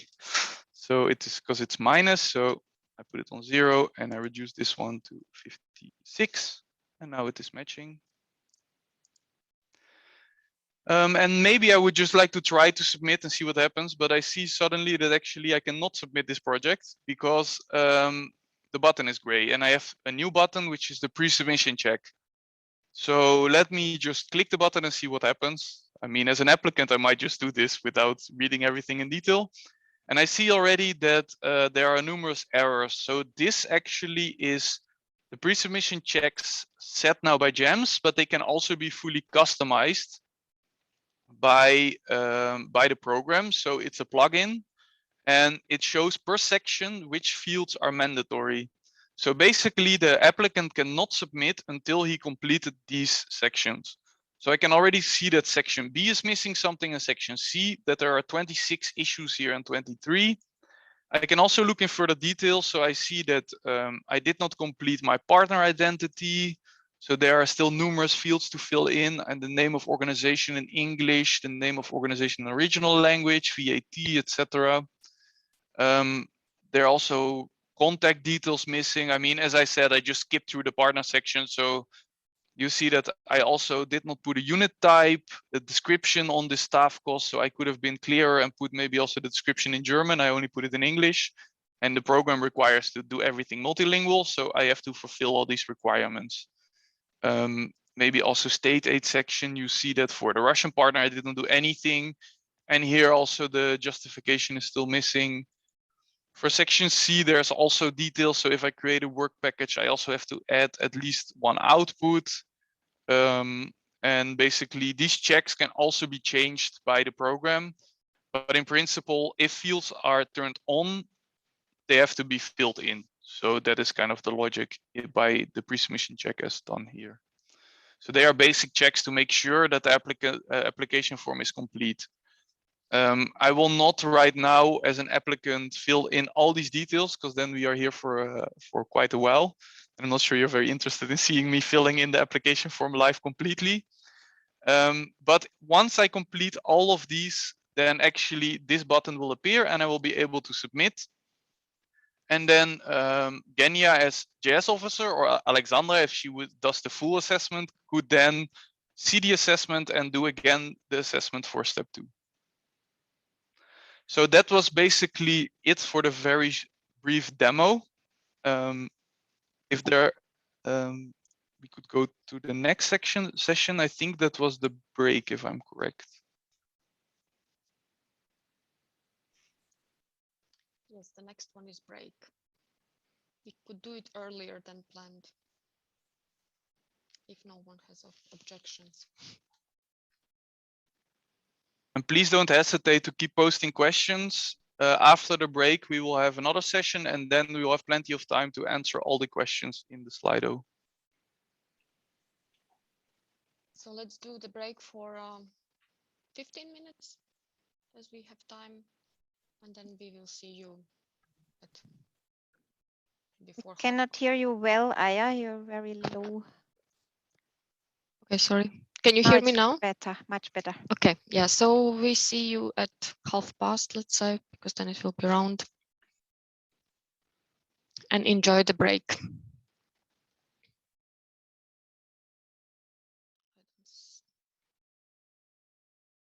Yes, thanks. So very shortly on what support GEMS users can expect from Indirect. Help desk, GEMS help desk will be the best place to address practical issues associated with the GEMS. If you have any questions or feedback, or you just want to suggest new features, Yuri will tell you more about it in a short. There is also 8 hours of support that Indirect offers for each signed license agreement within 6 months after signing the license agreement. Also individual cases when maybe actual installation of the files is longer after the signing the license agreement, GEMS team is also open to discuss and agree with the programs to have a support at a later stage. This support can be used to support installation, customization, etc. However, there is no service level agreement between Indirect and programs. This is important. Also, Indirect will maintain and manage the core GEMS software, including releasing updated versions with bug fixes, improvements, and more. There is also support that users can expect from the wider community. Firstly, the thematic network on GEMS, which is the portal to exchange with the practices. And secondly, also GEMS community. In GEMS community, users will find all the communication from us, notices of the new releases of the software, invitations to sprint review meetings, trainings, events, and etc. What is very nice community aspect is that any program that builds on add-ons to the system is encouraged also to make it available for other programs through this community. To decide what is the best place to follow GEMS development, we recommend you to start with the GEMS portal. GEMS portal is the main entry point that will help you to find exactly what you are looking for. There are several Indirect communities you might be a member of, and GEMS Help Desk is a dedicated support to all GEMS users. And Indirect website you know very well. Let's look into each of them separately. So Indirect Communities, there is the main one, already very often mentioned, thematic network on GEMS. This community updates you with like all news that GEMS team has. There are also 3 targeted communities to what access is provided only to the core group members or programs that have signed license agreement. There's also a community that is created for the work of IT group, that is subgroup of the core group, and where in this group, core group members and Indirect IT colleagues exchange on technical aspects of the implementation. More about GEMS Help Desk, as I said, Yuri also tell. GEMS portal, what you can find here, there are references to all relevant services, as well as GEMS test environment, installation packages and files. Also, you can find the questions and answers. And also please note that portal is in its very early stage and we are updating it with the content to make it even more user-friendly for you. Indirect website, you can find also information on GEMS activities here. Read about us in the news. If we have some news, we share them also through the Indirect newsflash. There is also event section that many of you know. And you can find also events related to GEMS. There's also library where you can see documentation, presentations shared at our events, as well as also to look back at the recordings from the previous milestone reviews and events that GEMS has had. Now, Yuri, I give the floor to you to explain a little bit more about the GEMS Help Desk and how can you use it.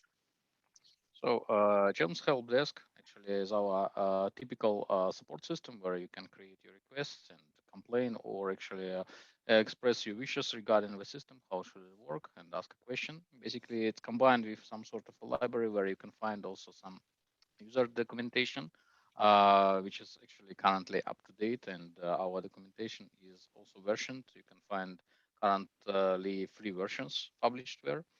Next slide, please. So regarding this help desk, you actually web persons who already registered there, you should potentially ask all these questions which you ask on the slide over, and it would be actually easier to track it, and when you would be able to see who is responding on that and how.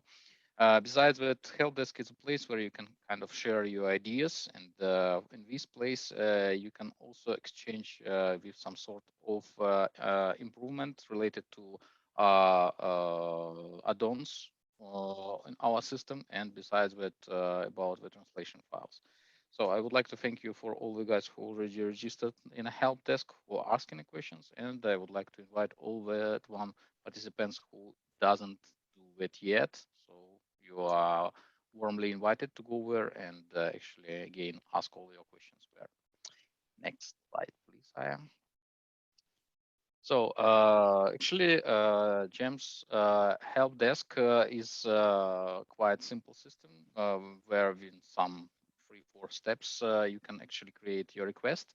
You can also add an attachment to that request, which defines actually your problem or your question or your proposal. And then one of our colleagues or one of our requirement analysts would actually address you, and that way you would be able to track all your notifications. And besides that, help desk generates some sort of notifications which are sent to your email, which you used during registration. And with that email, with the emails, with the notifications, you would be able to see what are responses, what are the statuses of your request. Besides that, the important information here for those who actually have signed the license, your account to a help desk actually gives you an opportunity to get an access also to GEMS portal, where you can download the actual version of GEMS service. So basically binary file. Yeah, and there you can also find some sort of release notes, which is quite helpful. User release notes, because technical release notes, same as the user release notes, are also duplicated in the documentation. Next slide, please. So again, regarding the help desk, please communicate to us any question, any problem that you find. Actually, is going to be actually analyzed, and when potentially if this would be bug, of course, it's going to be fixed. If it is improvement, then it's going to be taken a backlog. I cannot promise anything because I'm not PO here. So, but you still actually can give your ideas, and if it is a good idea, then it's going to be assigned to a good ideas group where everyone who actually registered in a help desk can see. Next slide, please.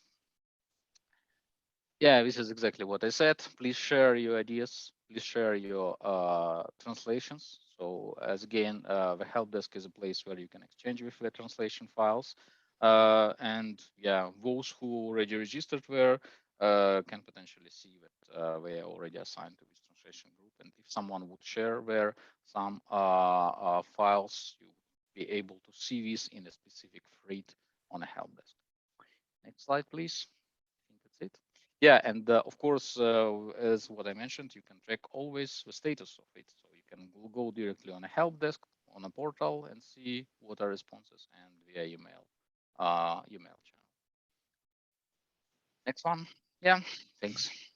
I'm done. Thank you, Yuri. We are now ready to go for the next session, which is questions and answers session.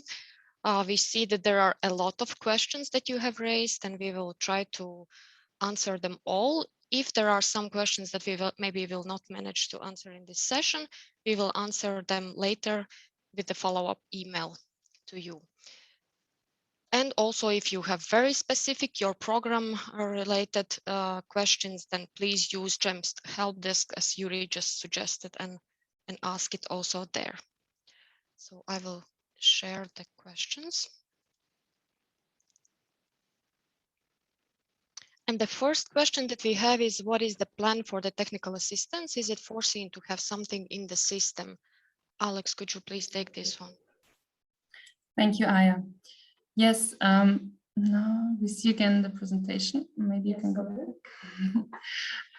Yeah, basically for TA, as we all know, this is a flat rate in the new programming period, meaning there's no longer a separate priority or a specific objective for TA, but rather it is that on every expenditure reported to the Commission, you will receive the TA flat rate on top. So this means what we will have in the system for TA is, first of all, the allocation, which we will add to the program setup. So how much you have as a TA budget per period according to your regular budget in the priorities. So this will be possible to add to the priorities the regular budget and the TA budget. And then once we come to the payment module, where you do the payment request to the Commission, there you will then also have possibility to add the DA amounts that you received. Further down, we also had a question, which is with less votes, about if it's possible to have potentially a separate GEMS installation to manage TA. So of course, once you have a license agreement, you can have as many GEMS installations as you want and use them for fund management in any sense. Meaning that if you want to manage the DA amounts, so for what you spend, which is not really relevant for the Commission anymore, because the Commission just gives this flat rate without asking for any proof of how you use this money. But if for your internal purpose you want to manage this budget somehow, you could have a separate GEMS installation managing, for example, projects with your national contact points or something like that. But this would then potentially not be in your regular GEMS installation, as it would kind of mess up the financial data if you duplicate this in the regular GEMS installation. Thank you, Alex. The next question, how many programs are adding field questions already now to GEMS, or are using sticking 100% to hit and do not go further? Yeah, maybe I can start an answer. There is also a question further down from the Indirect Med program that will probably need custom fields in the application form, as not all our calls will have same objectives or structure if there are other programs in this situation. So maybe we can combine these two questions. And the answer is, of course, from GEMS side, we are based on HIT and we are supporting HIT, not only because for a computer system you need some kind of harmonized basis, but also because we are strongly recommending to harmonize. Of course, we did not hear this or read this for the first time, the requirement to change the fields and the application form. There is one thing to go, there are the translation files, and if you want to rename the title of a field, you can also do it using the translation file. You can also exchange yourself, of course, on the platform if similar programs, other programs have similar needs, and maybe join the forces. If you add fields to the form, it's of course always at program's own risk, because this is affecting the core system. So be careful, and at some point the support or the conformity with the core system might not be given. Anyway, yeah, we also added a few functions to the application form this summer, as we discussed in the core group, but that was for the moment very limited. So we go for HIT, and yes, if there are other needs, we have to find this flexible solution for that. Okay, thank you, Genia. The next question is, when will the assessment module be available? Checklist for the assessment, including scoring system. I guess that's also a question for you. Mm-hmm. Yes, the checklists are always very much wanted. We have discussions in the core group how to prioritize them. We always say from Indirect side, checklists are not part of the main workflow, and we rather tend to implement this workflow first, because this is more crucial also for the following modules. However, in last core group, we discussed the topic again, and we said, I mean, with the control of partner reports, checklists will be introduced, and so we will implement a feature for checklists then in the first half of next year of 2022. So this is the current plan. Okay, thank you. The next question, could the export function application form PDF be released before January 2022? Quite a crucial feature for programs launching their first call soon. Maybe I continue on this. Yes. We had a discussion on this because we know programs want to start, and they want to start their calls with GEMS. And we are trying also our best to cater for these needs. However, we came now to the release date of mid-January 2022, which is the next possible release date. Looking at the features we are developing, and we agreed with the core group, there are bigger ones included, like the project privileges, or also this feature for the exports that needs to be developed section by section in the application form. So it will take some sprints to finish it. And there is not really the possibility to create an intermediate version. And if you also think creating a version or releasing a version is always related also with thorough tests of the system, then we have to find a moment where it is ideal, where certain functions are developed to a certain stage that is good to have a release. And of course, we have to update the documentation. So there is quite of an overhead also created if we have a release. And it's also then not in the sense of the rest of the Interreg world.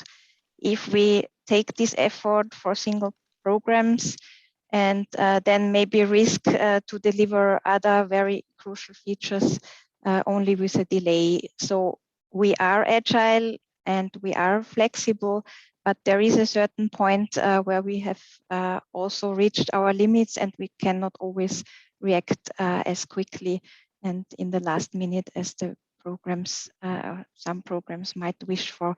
So yeah, we regret, but it will not be possible to have an earlier release than in January. Thank you, Kenia. Question from Robert. How did you set up the test day, and did you have specific tasks for the participants? Maybe Yuri, can you take this one? Yeah, sure. Thanks. So yes, we did a plan for our test day. So basically, we provided in advance some sort of instructions. During the invitation, we also kind of defined the roles. So it was kind of 3 roles like administrator, program user, and applicant. And we had several installations where we managed to see how our users actually acting in a specific role at clients. So yeah, it was quite interesting exercise. Hope it answered your question. Thanks. Yes, thank you, Yuri. Can several different users work with the same application? Maybe Alex or Andre, you want to take this one? Maybe I can take that one. Okay. I mean, right now, the only way that they have to do such thing is that if they share the login, which is not recommended at all, you know. But we pretty much foresee multiple users working in the same application. I don't know what to say. The following not in the next release. Can you help me here? What is it's in the next one already? Multiple users in the same application, collaborators. Could be next 4th or 5th. Yeah. Anyway, it's foreseen, yes. Okay, thank you. Can reporting periods be individually selected? Alex or Peter? I mean, there are more questions about periods. I saw another one, but maybe it moved down again. In principle, periods, we have default periods that are selected in the call setup. This is the default length of a period that is decided by the program. So do they expect biannually or annual reporting or clustering of budget at that moment? And the idea is that they are basically indicative. So I don't know if about reporting periods. For now, we do not have contracting yet in the system. So there will be something where reporting deadlines can be set. And by default, reports are not per se linked to one specific period. So the program is free to decide with the project to set periods and reports per period, because we also potentially allow for continuous reporting, etc. Okay, thank you. The next question, how are the result indicators collected at the end of the program implementation, by specific objective or by priority? So they are collected by specific objective. You can see it yourself in the program setup. If you choose an indicator, you choose the priority and the specific objective. So they're linked to a specific objective. Okay, thank you. After approval, partners other than lead partners will receive a notification from the system. Their account will be automatically created. I think I can answer here partially, and maybe again I can edit. So basically, this is a feature about the notification, because currently we have in scope only the information or notification message for the users who actually register in the system. But now all our actions related to the topic of application form will come in later releases. If you have something to it, please add. Maybe Jose. Yeah, maybe I can add on that. If their account will be automatically created, well, that was something we didn't find that. I mean, in general sense, every user should, as we see right now, the user should register by himself. So what the lead partner can do in certain point, I would say, let's say contracted, is that the lead partner can invite users that there are already in GEMS. Yeah. Thank you. Is contracting part of the 4th release? This is what I just presented earlier. It will not be part of the 4th release. We had a discussion recently in the core group about this, and then based on that, we considered other features like the exports and the notifications, automatic ones, more important and higher priority, but it will be part of the 5th release since it's also a prerequisite for the reporting module, and that is a quite high priority. Thank you. Will it be possible to embed an electronic signature within GEMS? Jose? Yeah. Well, we actually kicked off the meetings about the electronic signature. We don't have exactly a defined solution right now. It's possible to do things about electronic signature, but I cannot say that at this stage I cannot tell the solution itself. But we are looking forward for something there, a solution, I would say, and something customizable. Maybe to add to that, it is a requirement of the regulation to have electronic signatures, so we do our best to add something.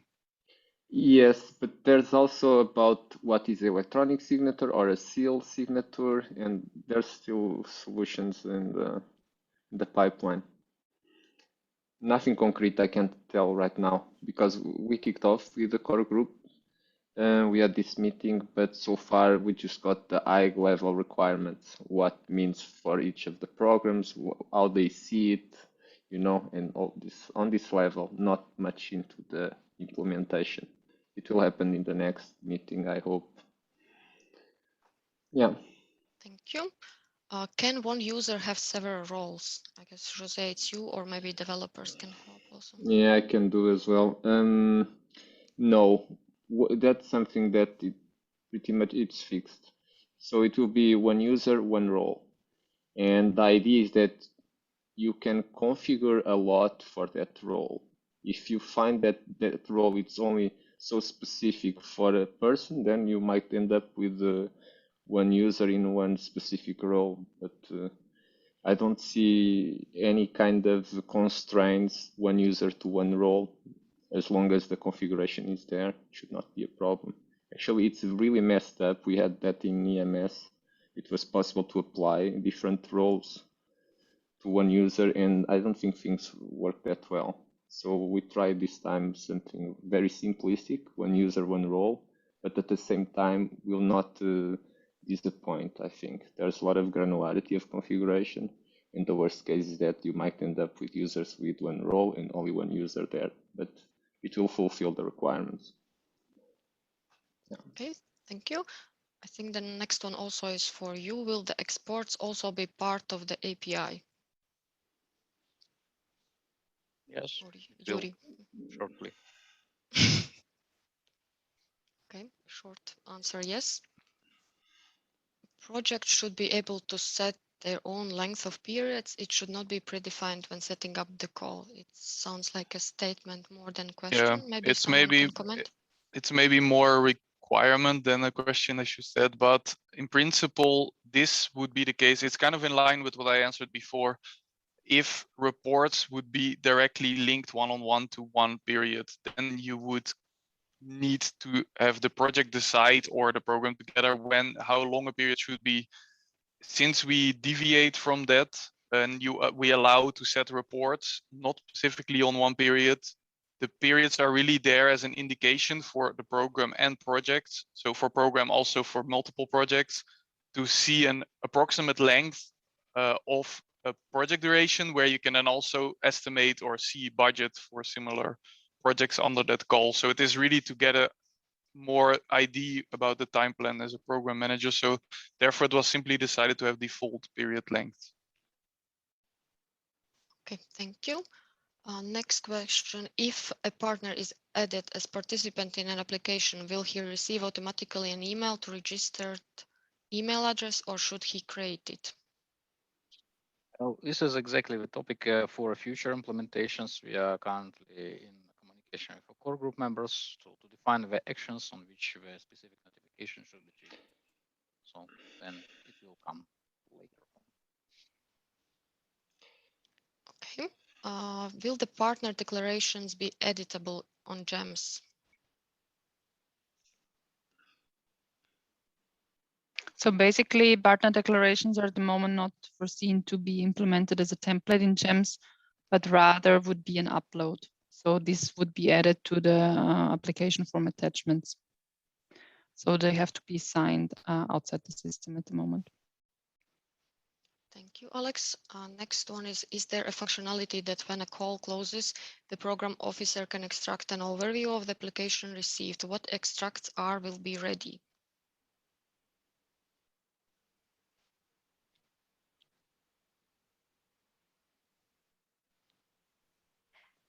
Yeah, I mean, we plan to have on program level certain data extracts, and we are still about to define the requirements, but there will be a list of projects, and that can also be filtered according to the call or according to submission date, user lists, etc. So this is for the 5th release next year, first half. Thank you, Genia. Next one, will there be a check if the nuts code which are selected are in the program region or not? I mean, basically, there is no such restriction in the regulations anymore. So you can also have partners from outside the program area, also with no budget limitations. However, if you want to restrict this could be potentially done with a pre-submission check. I guess it's about partners, not region, I assume. So if you set up a pre-submission check for your program, you could allow only submission with the partners from specific NUTS regions. Thanks, Alex. Next one, the notifications to Joint Secretariat officers will arrive only for those projects that are assigned to the Joint Secretariat officers or for all projects? It's again a good question for a future. I'll note it down because there is not yet defined the workflows yet. So potentially, yes, but again, we'll talk about it later. Okay, thank you, Yuri. Next question, I understood that the program data cannot be changed after the calls are published. Is this for all the program data sections, mainly for basic data?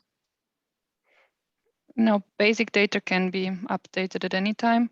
There you would also update any program revision that got approved by the Commission, so this is possible. It's the data inserted in the other sections which are used for calls, which can you can only add additional priorities, indicators, and so on, but not delete the ones that you already have. But for many sections of the program setup, you can then later further restrict in calls. For example, for state aid schemes, as we saw, if you then don't use any scheme anymore for the next call, you simply don't activate that scheme and it will not show up in the future calls for the applicants. But you cannot delete it from the program's setup. Thank you, Alex. Next one, when configuring the call, in which situations do we choose to select investment under a specific budget line, e.g. under technical assistance or external expertise or equipment? I don't know if you want to take that, Alex, for me, but in principle, investments are no longer linked specifically to a cost category. However, you can link some cost items to in a drop down to an investment. So single cost items you can link, and I think it was for equipment and infrastructure only. Yeah, it's external expertise, equipment, and infrastructure budget line or cost categories, as they called now, have this field in the HIT template. So this column to link an investment. But this is an optional field. So if you don't want to link any costs to investments, you can also switch off these fields in the budget tables. So the link is from the budget table to the investment, but not the other way around, basically.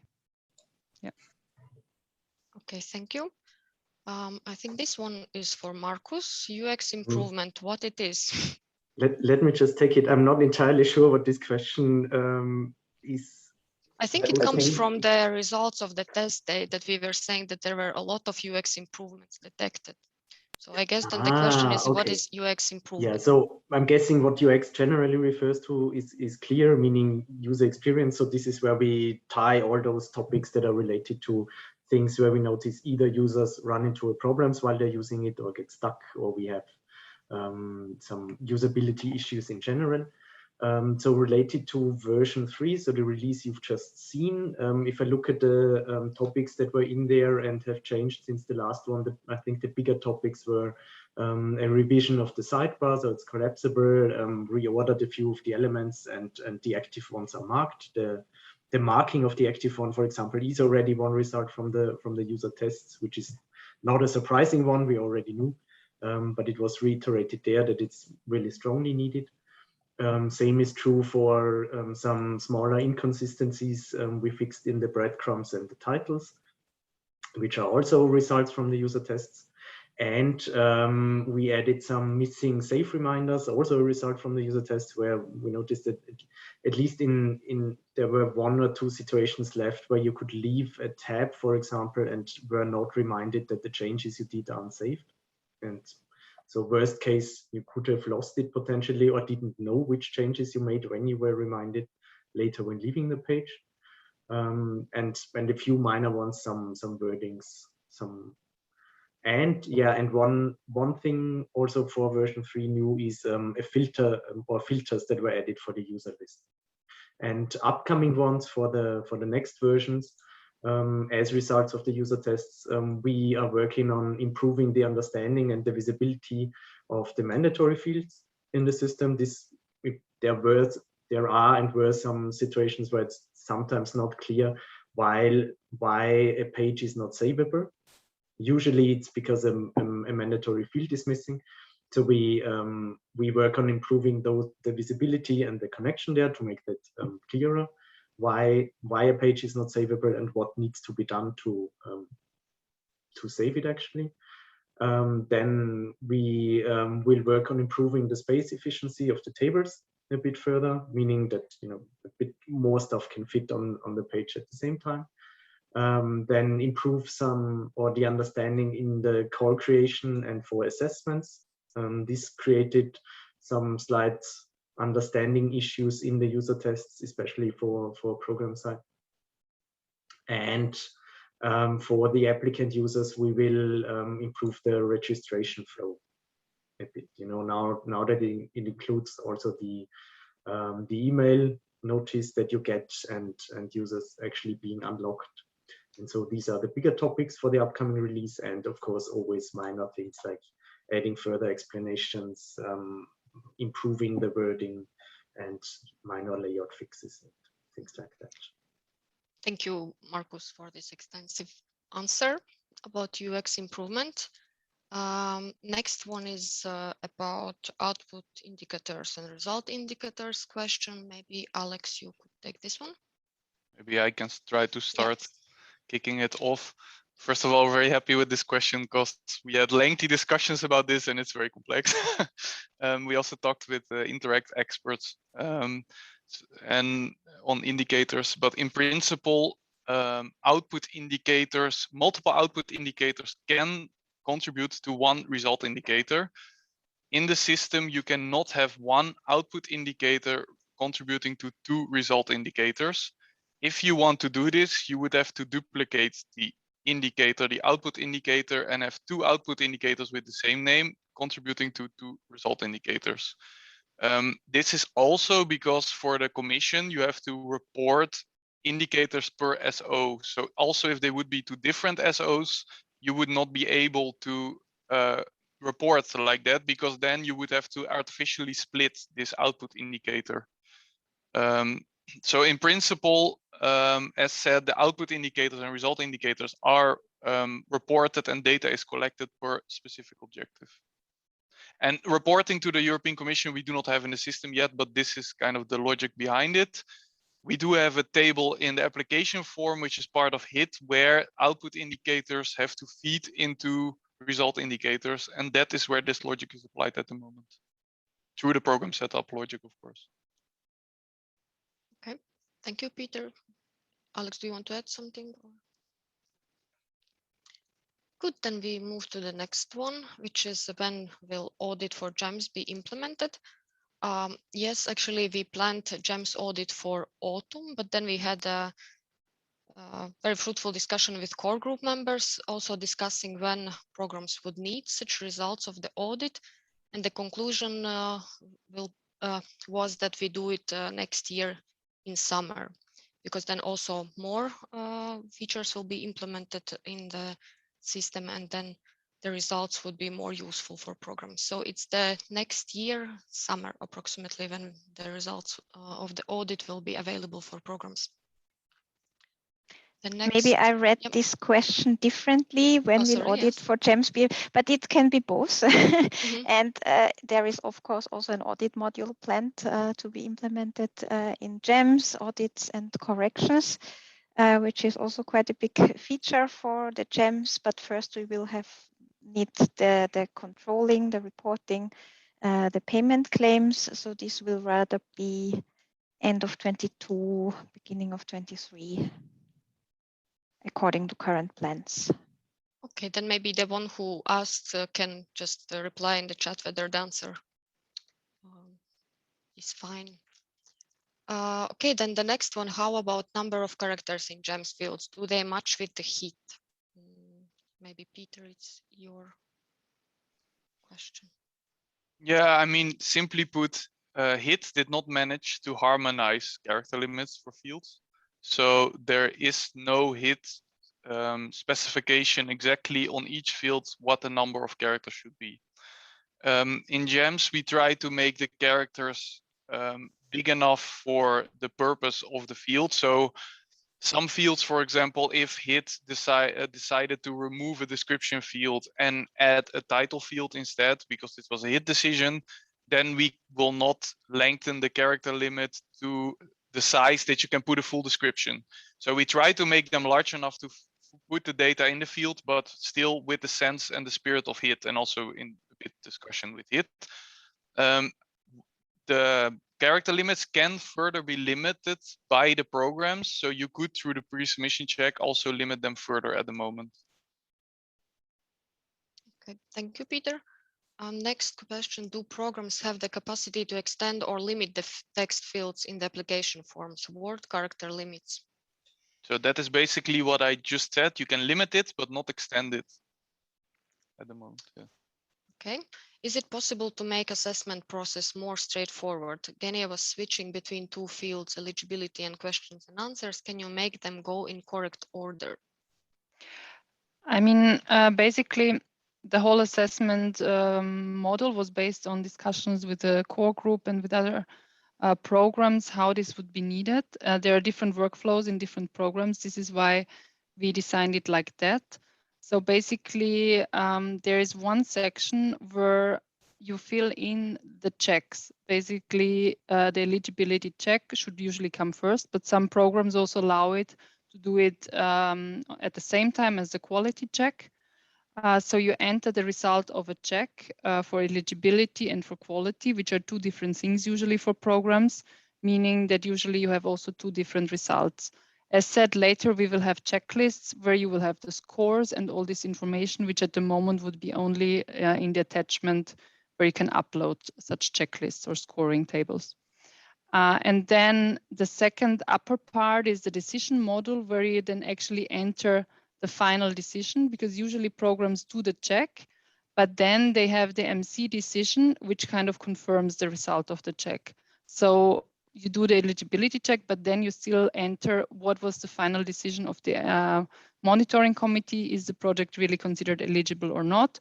And is it really funded or not? So this is why we made these two separate sections. And we hope it caters for all the different workflows that programs have. Thank you, Alex. Next one, when will you implement assessment checklist in GEMS? I think, Genia, you already started on checklist. Maybe you can continue here. Already answered, it will be first half of next year. With the checklist engine will be provided, and that will then serve for assessment, for controlling, etc. Okay, thank you.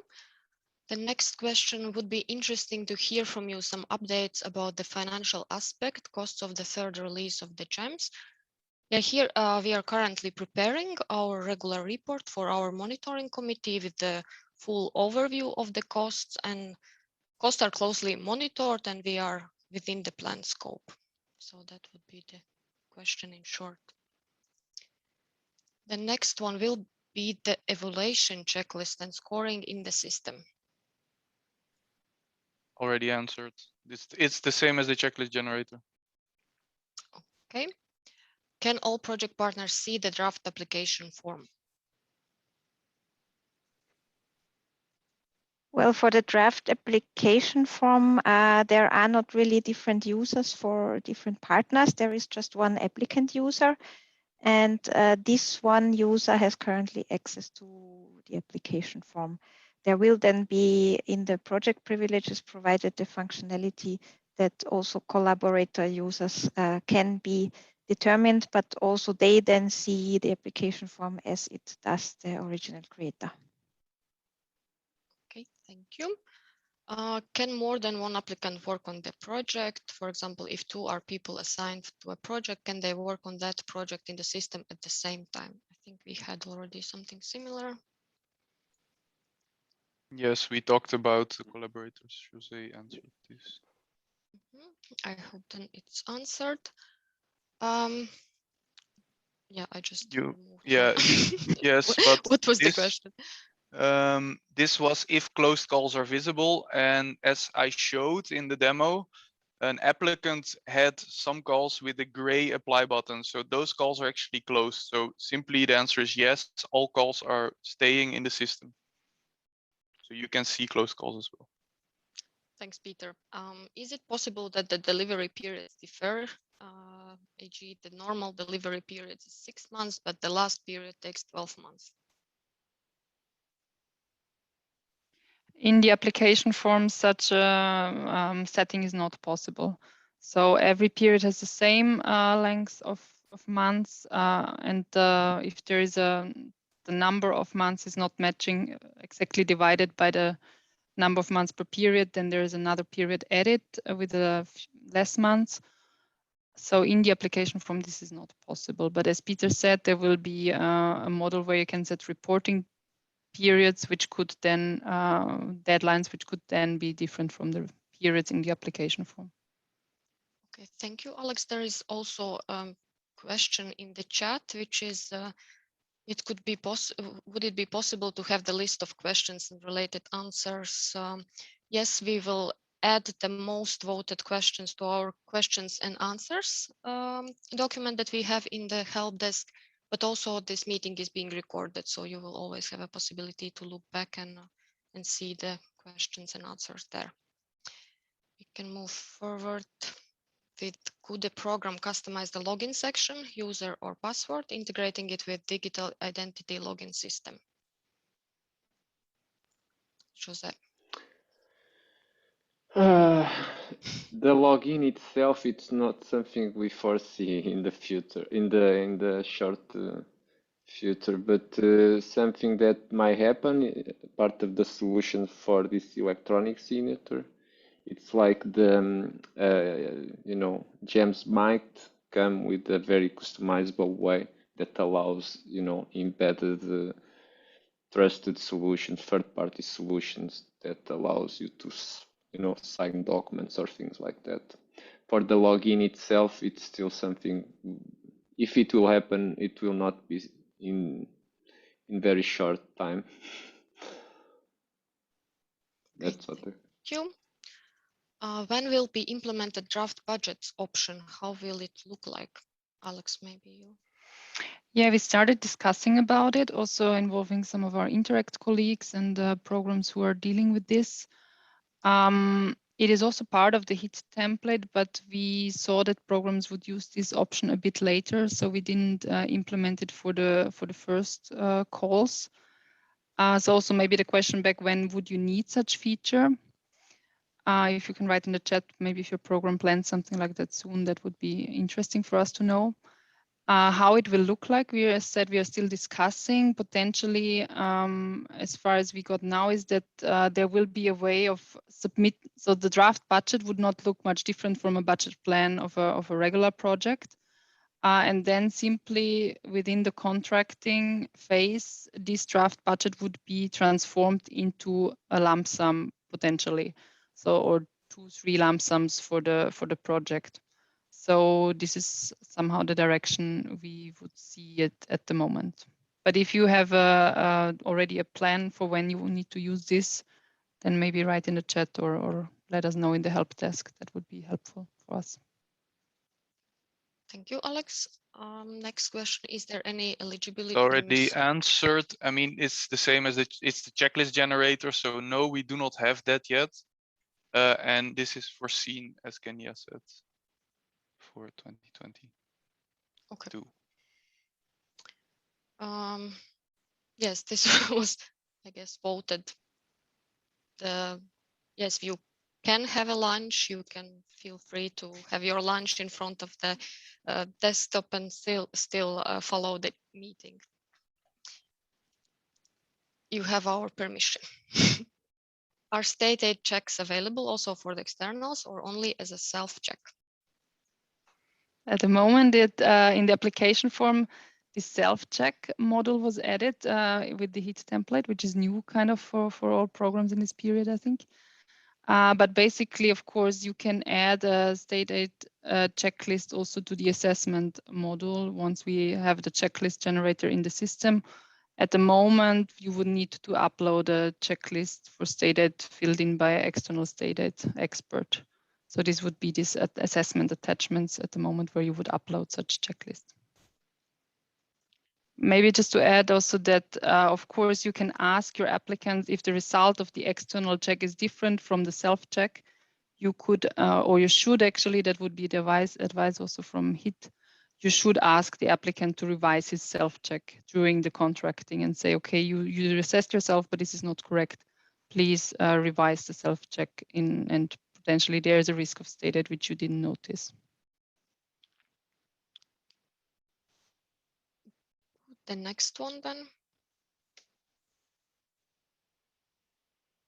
Alex, can you also continue? I mean, we discussed it in the very beginning, I think of one of the first core group meetings to have partner declarations in the system. Honestly, I'm not 100% sure if there is a HIT template for this. So if there is a standardized declaration, if there is, potentially we could implement it in the future. If there's no standardized template, potentially it will be hard to implement something, as it would very much depend on the program's design.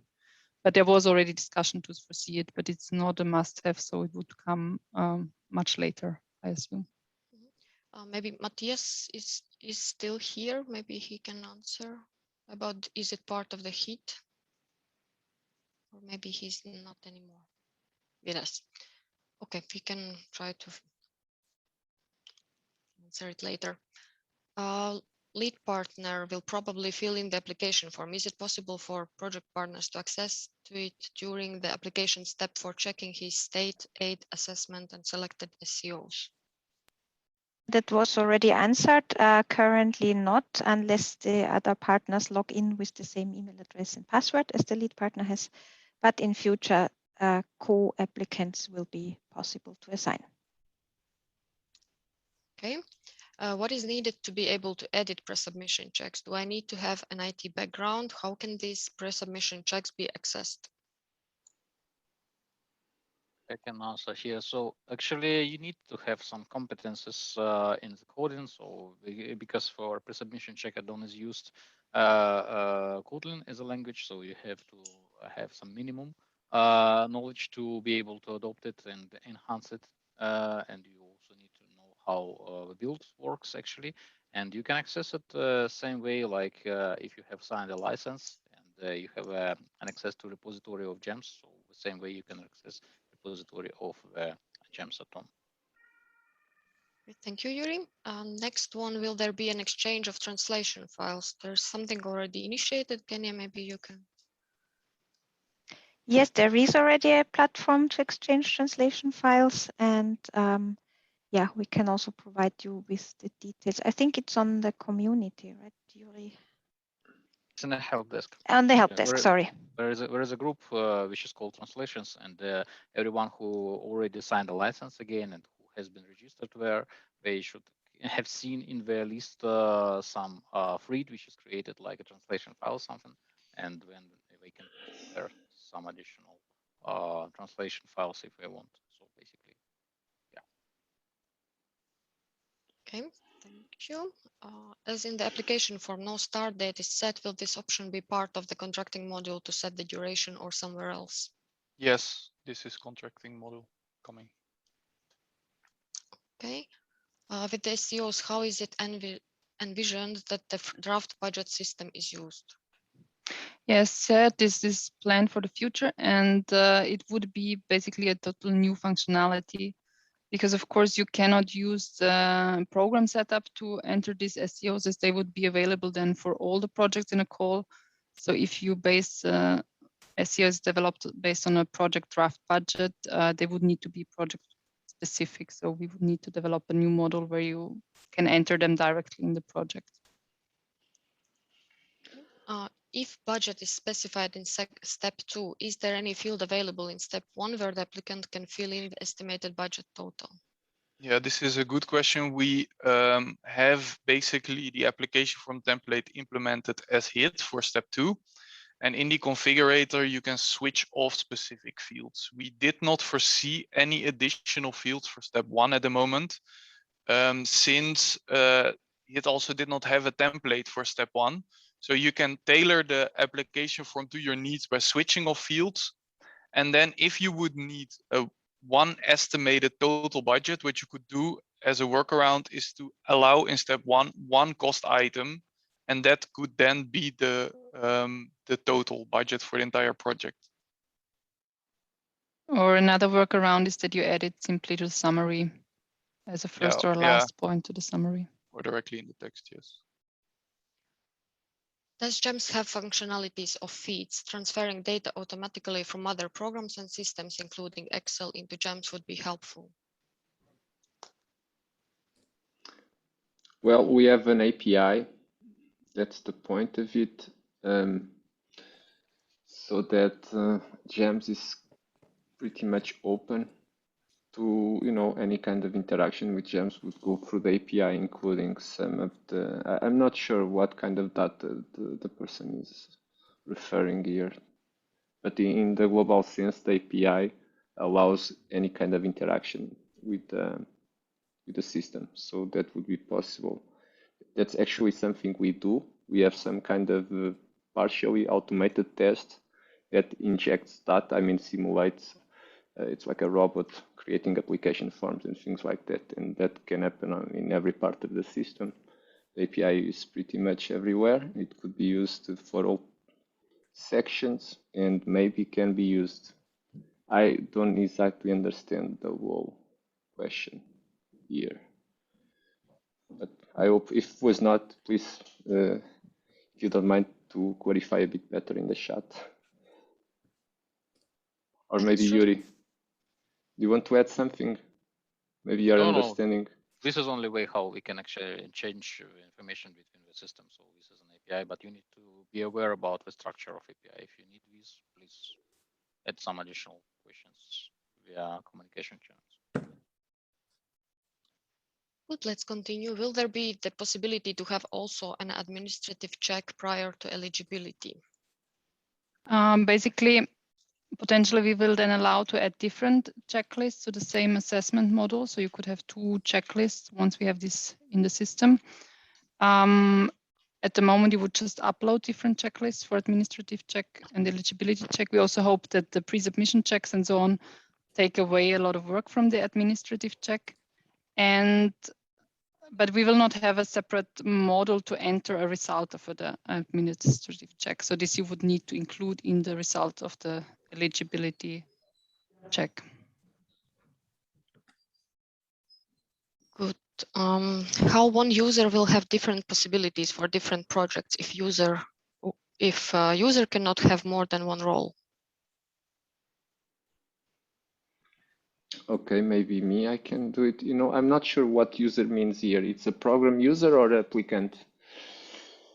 If it's an applicant, even though, so a user will have different possibilities for different projects. Yes, a user can be inside of the role of an applicant.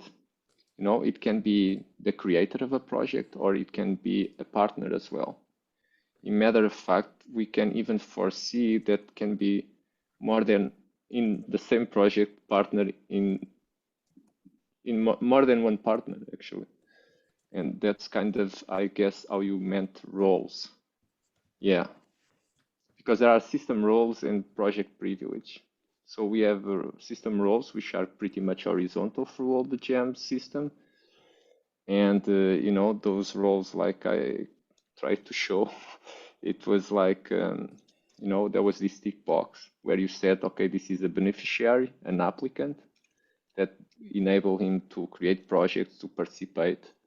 And there was another layer which was like, is this a role that is on the program authority side?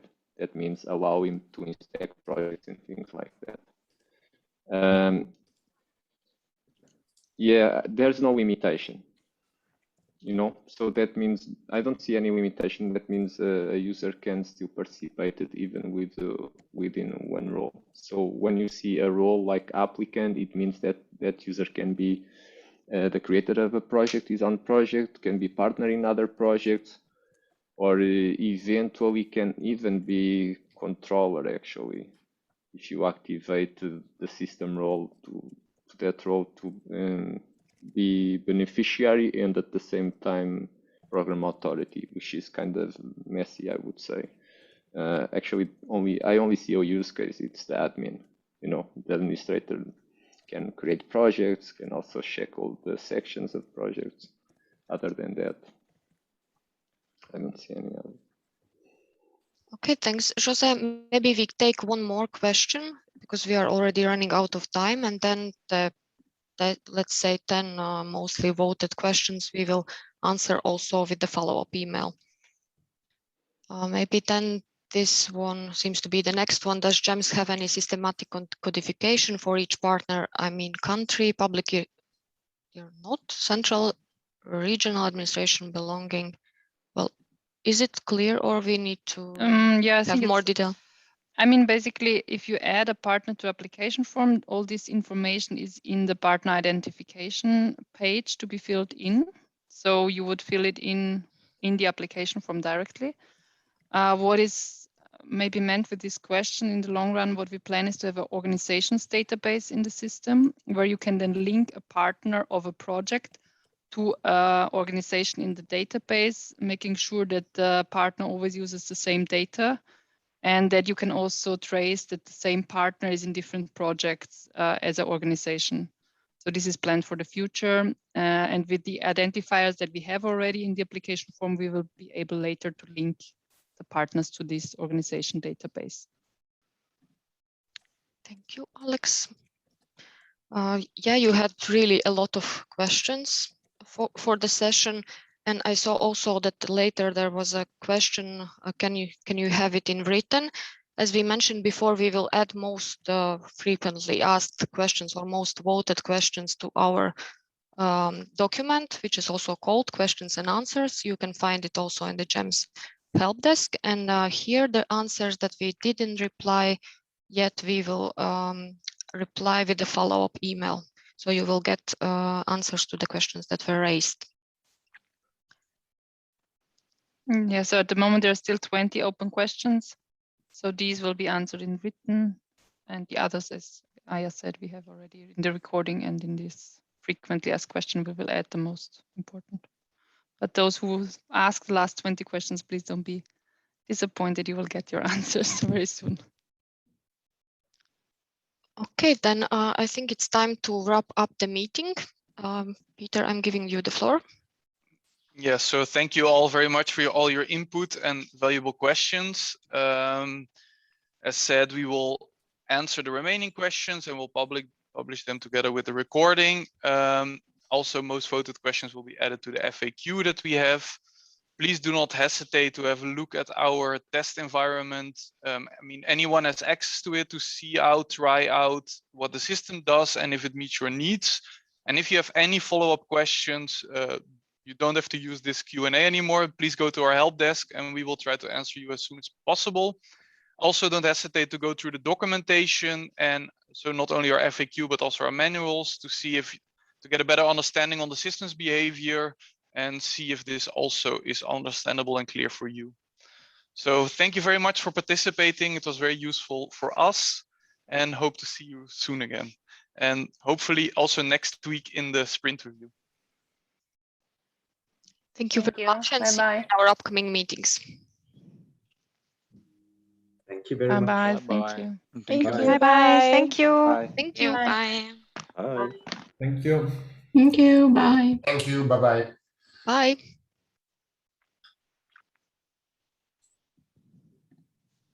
Have a nice lunch. You too, guys. Yes. Thank you.